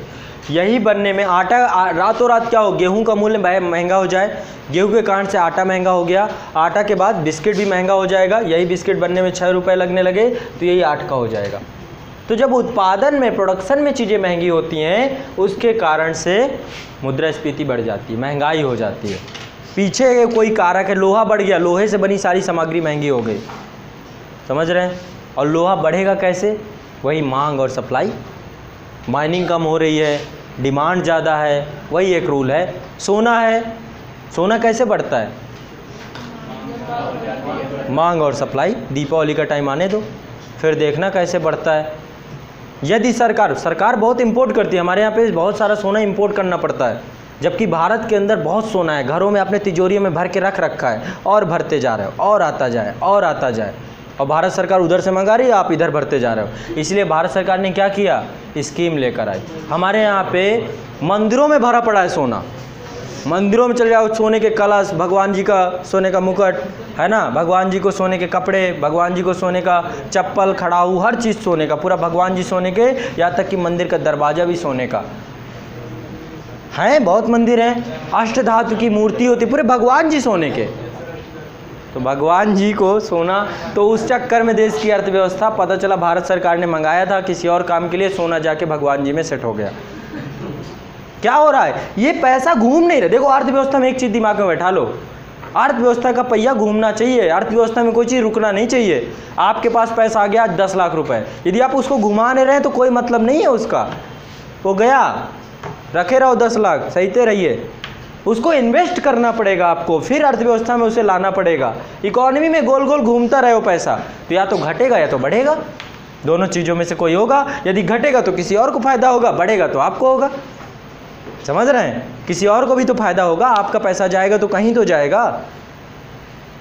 समझ रहे? तो इकोनॉमी क्या होना चाहिए, हमेशा चलती रहना चाहिए, पहिया कभी रुकना नहीं चाहिए। तो हमारे यहाँ पे सोना है, मंदिरों में आ गया है, घरों में आ गया है, सब जगह आके फिट हो गया है, ठीक है। जिसके कारण से क्या होता है, बहुत बड़ी मांग क्रिएट होती है और उस मांग के कारण से सप्लाई नहीं हो। इसीलिए सरकार ने क्या कहा, गोल्ड बॉन्ड स्कीम बना दी, मड़ापुरम गोल्ड लोन जैसी संस्थाएं खुल गई कि आप सोना लाइए, घर में पड़ा है सोना तो फिर काहे का रोना, है ना, आइए और ले जाइए पैसा, टेंशन क्यों, सस्ती की दरों पे ले जाइए। सरकार ने सॉवरेन गोल्ड बॉन्ड योजना बना दी। सरकार ने मंदिरों से कहा कि आप अपना सोना हमें दीजिए, हम पिघला देंगे उसको। एक बात बता दे रहे हैं, ये मत कहिएगा कि इस रूप में दिया था, पिघला के उसको मेल्ट करके हम दूसरे फॉर्म पे बेचें। हम क्यों विदेशों से मंगाएं बताओ, जब देसी के अंदर पड़ा है तो देसी वाले को घुमाते हैं गोल गोल, आपको भी फायदा होगा उससे। समझ रहे हैं? जब कोई चीज़ घर में पड़ी हो तो बाहर से क्यों मंगाएं, तो सब कुछ घर में पड़ा है, लेकिन वो समझ रहे हैं। तो अब सरकार उसके ऊपर सारा कार्य कर रही है, ठीक। जमा किया लेकिन बहुत कम किया, बहुत कम स्तर का जमा हुआ, जितना सोना पड़ा हुआ है, ठीक है। लोगों जानते हैं पहले क्या होता था, सोने की ईंटें, सोने की ईंटें। साउथ के मंदिरों में चले जाइए, वहाँ तो तहखाने अभी बहुत सारे बंद हैं, यहाँ पे कितना सोना जो है छुपा हुआ है। और आपको याद होगा एक घटना, एक साधु जी थे, स्वामी जी, उनको रात में सपना आया, ठीक है। और ये आपका उन्नाव वाला जगह है, उन्नाव के पास, उन्होंने कहा कि यहाँ पे भारत सरकार को स्विस बैंक से क्यों पैसा मंगा रहे हो, यहाँ पे 10,000 क्विंटल टन सोना लगा हुआ है। भारत सरकार का दिमाग खराब है ना। और कई बार भारत सरकार ने मना किया, लेकिन सरकार को ये लग रहा था कि यदि खुद गया और सोना निकल आया तो रातों रात मेरी सरकार, कांग्रेस की सरकार हुआ करती थी उस समय, ठीक है। कांग्रेस को ये लगा कि जितना अन्ना आंदोलन में ये हुआ है, कॉमनवेल्थ और कोलगेट और ये जो 2G सारे स्पेक्ट्रम हुए हैं, ये पूरा सोना निकलते ही ख़त्म हो जाएगी समस्या, अर्थव्यवस्था में इतना पैसा आ जाएगा, भारत की अर्थव्यवस्था विश्व कितनी हो जाएगी। और उस स्वामी जी के कहने पे भारतीय पुरातत्व सर्वेक्षण विभाग को भेज दिया गया। अब भारतीय पुरातत्व सर्वेक्षण विभाग ऐसी संस्था गई वहाँ पे जो एक दिन में 1 फुट खोजती है, ठीक है। 1 फुट एक दिन में। वो कैसे खोजते हैं, ब्रश ले जाते हैं, ब्रश लेके बस उसको घिसते रहते हैं। उनको क्या है, उनको लगता है कि नीचे कोई ऐसी सामग्री मिल जाए जो भारतीय इतिहास के दृष्टिकोण से बहुत इंपॉर्टेंट और टूटनी फाटनी नहीं चाहिए। तो एक दिन में 1 इंच खोले, साधु जी को चैन न पड़े, ठीक है। उनको डेली सपने में आके ये लग रहा था कि अरे निकल नहीं रहा, मैंने कमिटमेंट किया है, देश की मीडिया लगी हुई है, देखिए आज 1 फुट और खुदाई हुई, अब उसमें कुछ मिला नहीं, ठीक है। जब मिला नहीं तो भारतीय पुरातत्व सर्वेक्षण विभाग ने कहा कि भाई गलत जगह खोद रहे हैं, यहाँ पे नहीं खोदेंगे। उसने खुदाई बंद कर दी। बोले आप 1-1 फुट करके खोदेंगे तो सोना गायब ही हो जाएगा ना। उन्होंने क्या कहा, बोला मुझे बुलडोजर दीजिए, ठीक है, मुझे बुलडोजर दीजिए और मैं खोदता हूँ कैसे नहीं निकलता सोना। फिर उनको अंततः बुलडोजर दिया नहीं गया, और नहीं तो अच्छी खासी अर्थव्यवस्था हमारी बन जाती। उन्होंने डिमांड की थी उनके शिष्यों ने, और लेकिन कुछ सोना मिला हो ना मिला हो, लेकिन वो स्वामी जी रातों रात फेमस हो गए। तो भारत में फेमस होने के लिए बहुत तरीके हैं, कोई भी एक कांड कर दीजिए, कैसा भी कुछ भी, आप फेमस हो जाएंगे। लेकिन लागत प्रेरित मुद्रास्फीति, तो इसमें मैं आपको बता रहा हूँ कि उत्पादन लागत में वृद्धि हो जाती है। लिखिए आगे नेक्स्ट। इस प्रकार की स्थिति में मांग कारक यानी डिमांड फैक्टर, मांग कारक स्थिर रहता है, मांग कारक स्थिर रहता है, मांग कारक स्थिर रहता है।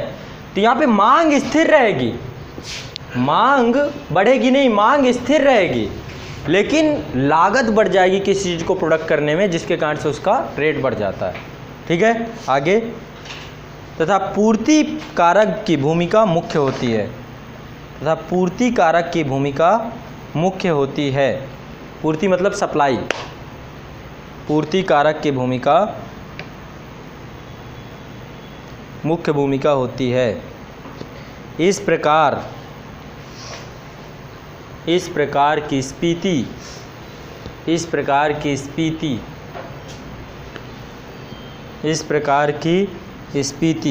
किसी एक उद्योग में होती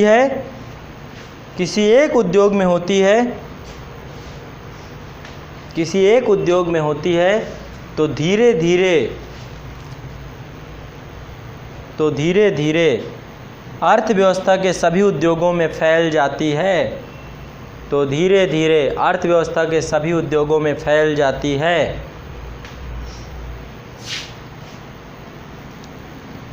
समझ रहे हैं?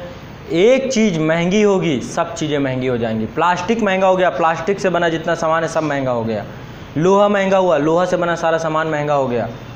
जो कुछ महंगा होगा उसके कारण सब कुछ महंगा हो जाएगा। क्लियर? लकड़ी महंगी हुई, लकड़ी का जितना सामान है सब महंगा हो जाएगा।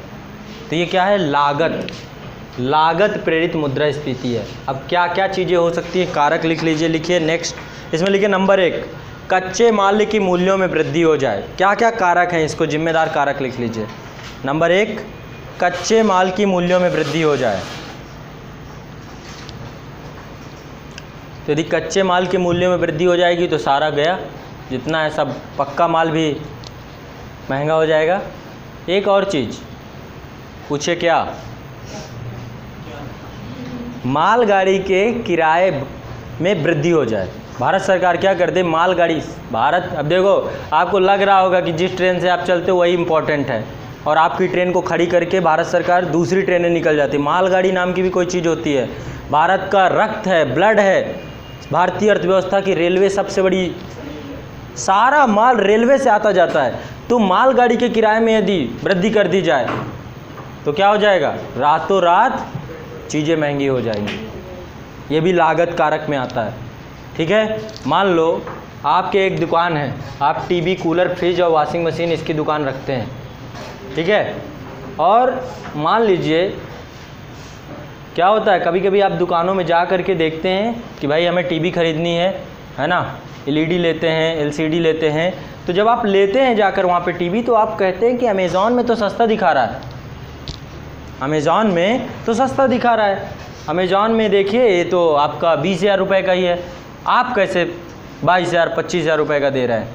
तो बताता है कि भैया अमेज़ॉन वाले को 18 जगह से मंगाना नहीं पड़ा, है ना। मैंने हमेशा ऑफलाइन चीज़ें महंगी पड़ती हैं, कभी कभी ऑफलाइन आप खरीदेंगे, क्यों? क्योंकि बहुत सारा भाड़ा लगा होता है उसकी कभी आप चर्चा नहीं करते। अमेजॉन वाले ने तो सीधी कॉस्ट लिख दी है, जो कॉस्ट वैल्यू है उसमें टैक्सेस जोड़ दिया है। ठीक है? और साथ में और क्या क्या जोड़ दिया गया? साथ में ये है कि जितना डिलीवरी चार्ज होगा उसका, बस कुरियर कर दिया, कुरियर से डिलीवरी चार्ज हो गया।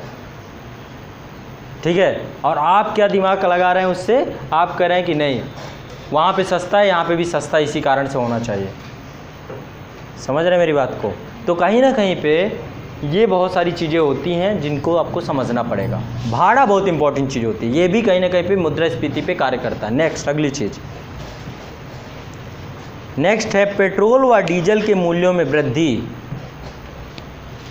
अगला डालिए, यदि पेट्रोल और डीजल के मूल्यों में वृद्धि हो जाए, तो यदि पेट्रोल डीजल के मूल्यों में वृद्धि हो जाए तो ओला उबर क्या करेगा? रेट बढ़ा देगा, है ना। पता चला कल आप 135 रुपये में जाते थे, आज 168 रुपये लग रहे हैं, आपको तो नहीं पता चलेगा, लेकिन वो बताएगा कि भैया पेट्रोल आज ही बढ़ा है ना।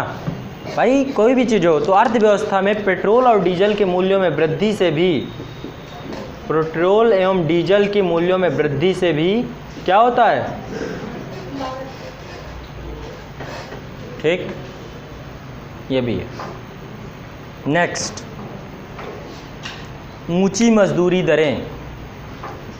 ऊंची मजदूरी दरें, मजदूर ज़्यादा पैसा लेने लग जाए। पता चला मजदूर यूनियन में हड़ताल हो गई, मजदूर शॉर्टेज हो गया। अब कोई मजदूर बोल रहा है कि अब आज ही आपको काम कराना है, बोले भैया 800 रुपये लगेगा, बोले नहीं देंगे, बोले जाओ खुद चढ़ा लो, तो आप 800 भी दोगे और नहीं खुद चढ़ाओगे भी। समझ रहे हैं? तो यदि मजदूरी दरें ज़्यादा हो जाएं तो भी क्या होगा? चीज़ें महंगी हो जाएंगी। उतना पैसा आप जोड़ोगे ना जितनी मजदूरी लग गई। 500 रुपये का टीवी खरीद के लाए, मान लो आप 500 का तो नहीं आता, 5000 का मान लीजिए। 500 के लाने पर आपको घर लाने में 300 रुपये का भाड़ा लग गया। ठीक है? इसके बाद जो मिस्त्री आया आपके घर पे लगा के गया, सेटअप करके गया, 200 रुपये उसने ले लिए, तो आपका तो टीवी पड़ गया कितना? ठीक है, आपका पड़ गया 5500 का टीवी। पता चला पड़ोसी जो है गया अपनी कार में लेके आया और साथ में खुद मिस्त्री था, खुद लगा लिया, तो उसका टीवी वही 5051 रुपये में पड़ गया। 100 रुपये का डीजल लगा बस। उससे आप तुलना नहीं कर सकते ना, आपकी तो 400 महंगी पड़ गई ना, समझ रहे हैं। तो कहीं ना कहीं पे इन सब चीज़ों का भी फ़र्क पड़ता है। नेक्स्ट, कर की दरों में वृद्धि हो जाए, टैक्स बढ़ा दे सरकार तो लागत बढ़ जाएगी किसी भी चीज़ की। इनडायरेक्ट टैक्स बढ़ेगा तो लागत बढ़ जाएगी, ठीक है। जीएसटी बढ़ा दे किसी चीज़ में तो लागत बढ़ जाएगी, ठीक है। जीएसटी की बात तो लोगों ने बहुत बेवकूफ़ बनाया, हर चीज़ में बताते हैं 18% जीएसटी है, कोई कहता है 28% जीएसटी है। फिर क्या कहते हैं आदमी से, कहते हैं कि बिल मत लो, सीधा सीधा वो अपनी ब्लैक मनी जनरेट करता है 28% और 18% बता के।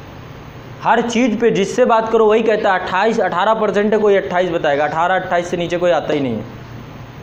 और आदमी को भी नहीं पता कि इसमें तो जीएसटी है ही नहीं। बहुत सारी चीज़ें जीएसटी के दायरे से बाहर हैं। जीएसटी किन चीज़ों पे है, जो विलासिता की चीज़ें हैं, जो विलासिता की चीज़ें उन पे जीएसटी ज़्यादा है। अब विलासिता क्या होती है, क्या होती है विलासिता? पता चला आप जा रहे हैं 5 स्टार होटल पे जाके खाना खा रहे हैं, विलासिता है ये। खाना आप बगल में ढाबे में भी खा सकते हैं किसी में, भोजन तो भोजन है, लेकिन आप विलासी आदमी, आपको चाहिए ठंडा पानी हो, कोई आके दे आपको खड़े होकर नहीं जाना पड़े, सेल्फ सर्विस ना हो, है ना, तो उसका चार्ज लगेगा। सरकार ने कहा कि यहाँ विलासी लोग आते हैं, ज़्यादा पैसे वाले लोग आते हैं, सरकार नहीं एक्सेप्ट करती ना, सरकार नहीं एक्सेप्ट करती कि एक आम आदमी मैकडी में जाके खाएगा। सरकार को लगता है कि जो एक आम आदमी होगा जिसकी कम इनकम होगी वो किसी नुक्कड़ में लगे ठेले पे बर्गर खा लेगा। सरकार ये जानती है कि जो मैकडी में जाएगा उसकी इनकम अच्छी खासी होगी, इसी कारण से वहाँ पे 28% जीएसटी लगाओ, जो ज़्यादा कमाता है ज़्यादा लो। अब पता चला 300 रुपये कमाते हो, मैकडी में खाने जाते हो, तो फिर आपकी एक ही दिन खा पाओगे, समझ रहे हैं ना। मैकडी में वही खा सकता है ना जिसकी इनकम भी अच्छी खासी हो, ठीक। नेक्स्ट, बैंकों द्वारा ब्याज दरों में वृद्धि कर दी जाए तो भी लागत बढ़ जाएगी। बैंकों द्वारा ब्याज दरों में वृद्धि कर दी जाए, ब्याज दरों में वृद्धि कर दी गई, लोन लिया, ज़्यादा इंटरेस्ट देना पड़ रहा है तो चीज़ें महंगी हो गई, ठीक है। तो ब्याज दरों में वृद्धि के कारण भी इन्फ्लेशन होता है। तो ये आपके हो गए प्रकार, मैंने बता दिए 2 प्रकार से आपको मुद्रास्फीति बता दिया, क्लियर, कोई दिक्कत? हाँ, अब इतने रीज़न आपको रखने अपने पास, कभी कोई आपसे बात करे तुरंत रीज़न पकड़ा देने, कभी हवाई बातें नहीं करनी है, क्लियर। ये सारे रीज़न हैं, एक है आपका मांग जनित मुद्रास्फीति, दूसरी है लागत जनित मुद्रास्फीति। कारण ये हो सकते हैं, इन कारणों से जब कभी महंगाई बढ़े तो थोड़ा जानने का प्रयास कीजिए कि किस कारण से ये चीज़ महंगी हो गई, क्लियर। महंगाई अब बढ़ रही है, आप खुद रोज़ जाते हो, रोज़ जाके बार्गेनिंग करते हो, है ना, लेकिन तब भी धनिया और मिर्च में कभी कोई महंगाई नहीं बढ़ती है। अब नहीं देते, अच्छा, वो फ्री का ही लिया जाता है। तो कहीं ना कहीं पे महंगाई जब बढ़े तो उसके पीछे का कारण जानने का प्रयास कीजिए। इससे क्या होगा, आपकी एक एप्लीकेशन वाली जो एक होता है ना कि आप अवधारणा को समझ गए लेकिन उसके पीछे के कारण को भी जानेंगे। अब आगे बढ़ते हैं। अब मैं मुद्रास्फीति के कुछ और प्रकार लिखा रहा हूँ, ये तो मुख्य 2 प्रकार थे। अब अन्य प्रकारों में लिखिए कि मुद्रास्फीति की स्थिति के अनुसार इसको कई श्रेणियों में बनाया गया है। तो लिखिए मुद्रास्फीति की, नेक्स्ट, मुद्रास्फीति की स्थिति को कई श्रेणियों में विभक्त किया गया है। मुद्रास्फीति की स्थिति को कई श्रेणियों में विभक्त किया गया है, जैसे हाइपर इन्फ्लेशन, कोई बताएगा? हाइपर इन्फ्लेशन, क्रीपिंग इन्फ्लेशन, कभी ये सुना है टर्म्स? ग्लोपिंग इन्फ्लेशन, क्या होते हैं बताइए, हाइपर वगैरह बताइए। हाइपर में ये होता है कि जब चीज़ों के दाम इतने बढ़ जाए कि लोगों का विश्वास उठ जाए, आप लेके जाए एक पता चला 1 ट्रक पैसा लेके गए, 1 ट्रक पैसा लेके गए और उससे 1 किलो आलू लेकर आ रहे हैं। हुआ है ये काम। द्वितीय विश्व युद्ध के बाद जर्मनी में हालत हो गई थी यही, लोग 1 ठेला पैसा लेके जाते थे और 1 पाव ब्रेड लेकर आते थे जर्मनी में। वेनेजुएला में तेल की कीमतें, हाँ, वेनेजुएला की स्थिति, वहाँ पे भी हालत बहुत ख़राब है, खस्ता हालत है। तो दौड़ती हुई इन्फ्लेशन बोलते हैं इसे, हाइपर इन्फ्लेशन, ठीक है। हेडिंग डालिए, अब इसमें प्रकार में लिख लीजिए। पहले लिखिए दौड़ती मुद्रास्फीति, दौड़ती मुद्रास्फीति, इंग्लिश में हाइपर इन्फ्लेशन, दौड़ती मुद्रास्फीति।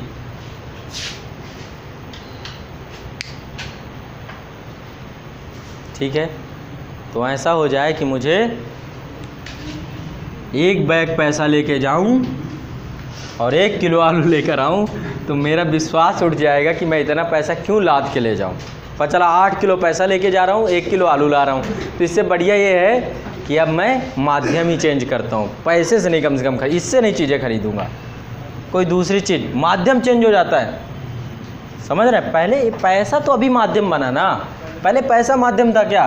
पहले तो बार्टर सिस्टम चलता था, वस्तु विनिमय प्रणाली चलती थी, है ना। बार्टर सिस्टम के बाद फिर इसके बाद क्या हुआ? धातु का आविष्कार हो गया, धातु के सिक्के बनने लगे। सबसे पहले सिक्के कौन से हैं? आहत सिक्के, पंच्ड मार्क कॉइन। पहले आहत सिक्के बनते थे महाजनपद काल में, है ना। उससे पहले लोग क्या करते थे? गाय को वस्तु विनिमय का साधन बनाया गया था। लोग अपनी गाय देते थे और गाय से 10 किलो, 15 किलो, 20 किलो गेहूँ ले लेते थे।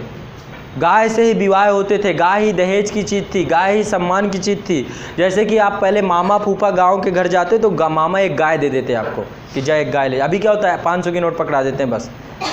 पहले एक गाय लेकर आते, पता चला 3 लोग गए तो 3 गायें मिल गई, है ना। तो वस्तु विनिमय प्रणाली चला करती थी। पता चला पहले गए मामा के यहाँ तो मामा 2 किलो प्याज बांध दिए। पहले होता था ना, लोग बांधते थे, खूब पठौनी बनती थी।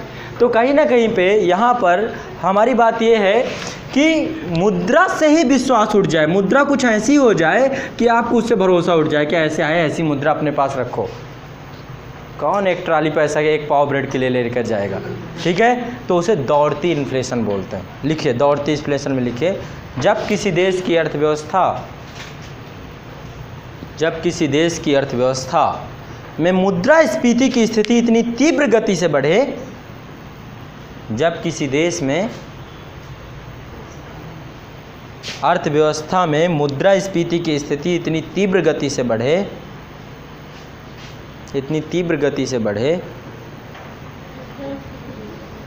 मुद्रास्फीति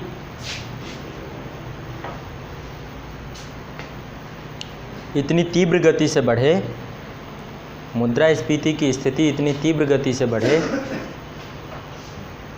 कि जनता का प्रचलित मुद्रा से विश्वास उठ जाए।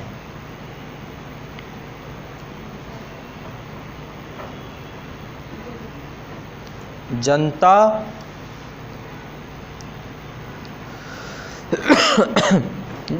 का प्रचलित मुद्रा से विश्वास उठ जाए। अभी हालिया समय में वेनेजुएला में क्या हुआ? वेनेजुएला में वहाँ पे तेल आधारित अर्थव्यवस्था है, तेल के निर्यात पर आधारित है। तेल की कीमतें अचानक वैश्विक बाज़ार पे गिर गईं, जिसके कारण से वहाँ पे मौद्रिक स्फीति 125 से 150% बढ़ गई। तेल की कीमतें गिरते ही वहाँ की अर्थव्यवस्था चरमरा गई। ठीक है, द्वितीय विश्व युद्ध के समय जर्मनी बेचारा, उसके बहुत बुरे हाल हो गए, है ना। तो कहीं ना कहीं पे जब पढ़ेंगे, द्वितीय विश्व युद्ध पढ़िएगा, हिटलर की पॉलिसीज़ क्या, कैसे जर्मनी की कंडीशन हुई, है ना। तो वो सब चीज़ें जब वहाँ पढ़ेंगे तो ज़्यादा अच्छे से समझेंगे। नेक्स्ट आगे डालिए, मंद मुद्रास्फीति। नेक्स्ट है मंद मुद्रास्फीति, से इंग्लिश में बोलते हैं क्रीपिंग इन्फ्लेशन।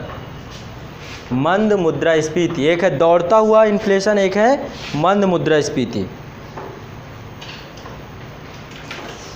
क्या होगा? Creeping inflation.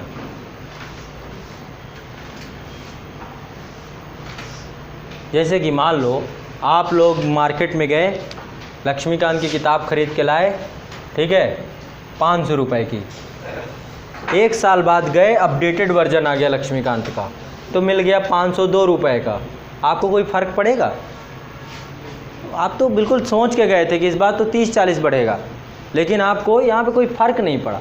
लेकिन महंगाई तो बढ़ी, 2 रुपये चीज़ें महंगी हो गई, लेकिन फिर भी आपको लगा कि ये इतना कोई नाम मात्र का प्रभाव, ये तो आप एक्सेप्ट करते हो कि इतना तो बढ़ना ही चाहिए।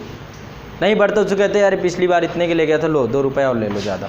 ठीक है, मतलब आपको नाम मात्र का प्रभाव पड़े, वो मुद्रास्फीति, बहुत धीमी गति से मुद्रास्फीति बढ़े, उसे क्रीपिंग इन्फ्लेशन कहते हैं। क्लियर? लिख लीजिए, जब किसी देश की अर्थव्यवस्था में मुद्रास्फीति की दर बहुत मंद गति से बढ़े, मुद्रास्फीति की दर बहुत मंद गति से बढ़े, अर्थात मूल्यों में वृद्धि बहुत धीमी गति से हो, अर्थात मूल्यों में वृद्धि बहुत धीमी गति से हो और आम जनता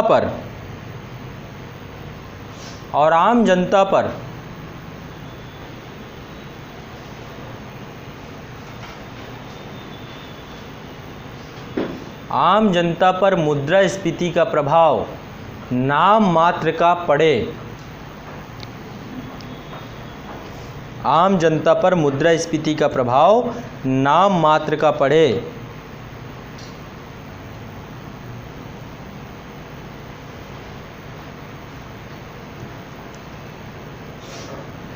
तो उसको क्रीपिंग इन्फ्लेशन या फिर मंद मुद्रास्फीति कहते हैं। क्रीपिंग इन्फ्लेशन या आपकी मंद मुद्रास्फीति कहते हैं। ये आमतौर पे देखने को मिलता है विकसित अर्थव्यवस्थाओं में, जो डेवलप्ड इकोनॉमी है ना, अमेरिका की इकोनॉमी चले जाए, वहाँ पे क्या होता है कि मांग और डिमांड और सप्लाई को संतुलन बना के रखते हैं। वो जितनी डिमांड हो रही है उतनी सप्लाई करेंगे, ठीक है। और जब डिमांड और सप्लाई में संतुलन होगा तो क्या होगा, नाम मात्र की मुद्रास्फीति बढ़ेगी, ज़्यादा नहीं बढ़ेगी, ठीक। हमारे देश में जानते हैं एक संकट है, एक दिक्कत है, एक तो अनुमान नहीं सही से लगा पाते। हर बार कृषि आधारित अर्थव्यवस्था है, अनुमान नहीं लगा पाते कि कितनी उपज होगी तो कभी एल नीनो आ जाता है, एल नीनो से समझ में नहीं आता, सूखा पड़ गया, पता चला बारिश ही नहीं हुई, है ना। तो एक सही अनुमान नहीं लगा पाते देश में। तो क्या होता है, दाल पूरी एक्सपोर्ट कर देते हैं, पहले तो बाहर भेज दिया, बाद में फिर वापस मंगवाते हैं। क्या होता है, पूरी दाल उसी साल दाल के रेट पर चला महंगे हो गए, फिर वापस मंगाते हैं, फिर औने पौने दाम में वहाँ से ख़रीदी जाती है, समझ रहे हैं। तो सही अनुमान नहीं लगा पाना, ये सब चीज़ें भी कारक बन जाते हैं कभी कभी कि हम अपने देश की अर्थव्यवस्था में मुद्रास्फीति की दर को कंट्रोल नहीं कर पाते, ठीक है। आगे और नेक्स्ट, एक मुद्रास्फीति का प्रकार है जिसे बोलते हैं चलती मुद्रास्फीति। चलती मुद्रास्फीति इंग्लिश में बोलते हैं ग्लोपिंग इन्फ्लेशन। हाँ, ग्लोपिंग इन्फ्लेशन, ग्लोपिंग इन्फ्लेशन, चलती मुद्रास्फीति। ये क्या होती है, चलती फिरती, ऐसे टहलती हुई मिल गई, हाँ। ये दोनों के बीच की अवस्था है, दौड़ती और मंद दोनों के बीच की अवस्था को चलती मुद्रास्फीति कहते हैं। एक तो मंद है, एक है, मान लीजिए ऐसे मान लीजिए, बहुत आसान समझाओ। अभी मोदी जी ने कितनी बुलेट ट्रेनें खरीदी हैं, 18, ठीक है। अभी आई नहीं है बुलेट ट्रेन, कभी चलते हुए देखा है यूट्यूब पे? ऐसे कैसे देख लेंगे।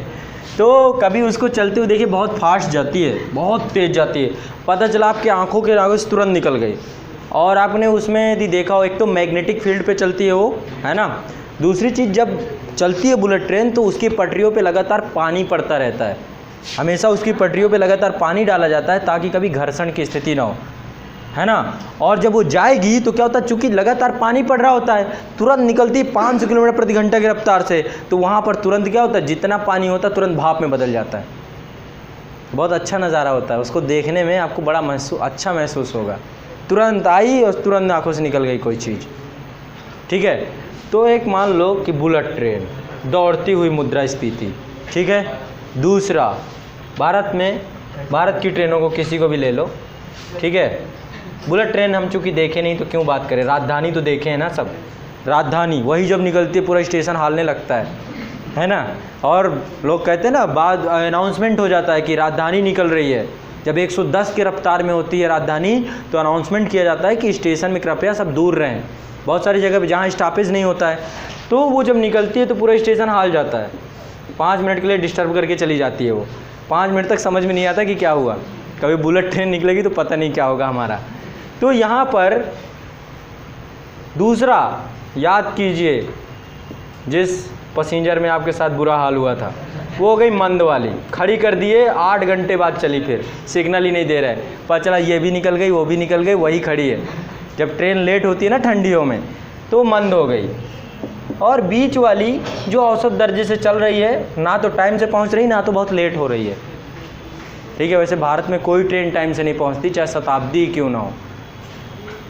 आम तौर पे 1-2 मिनट का डिफरेंस लेट वाला होता ही है, पहले की तो बात छोड़ दीजिए, पहले कोई ट्रेन आ गई तो पहले आधा घंटा उसे आउटर में रोक के खड़ा रखते हैं कि पहले कैसे आ गई। ट्रैक रिकॉर्ड पूरा मेंटेन करके रखते हैं। नेक्स्ट तो लिखिए चलती मुद्रास्फीति में लिखिए दौड़ती मुद्रास्फीति एवं मंद मुद्रास्फीति के बीच की स्थिति को चलती मुद्रास्फीति कहते हैं। दौड़ती hyper inflation and creeping inflation के बीच का इन्फ्लेशन ग्लोपिंग इन्फ्लेशन है।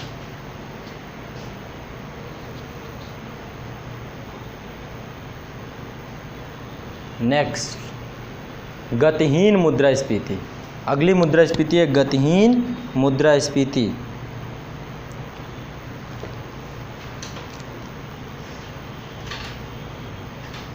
गतिहीन मुद्रास्फीति ये क्या है?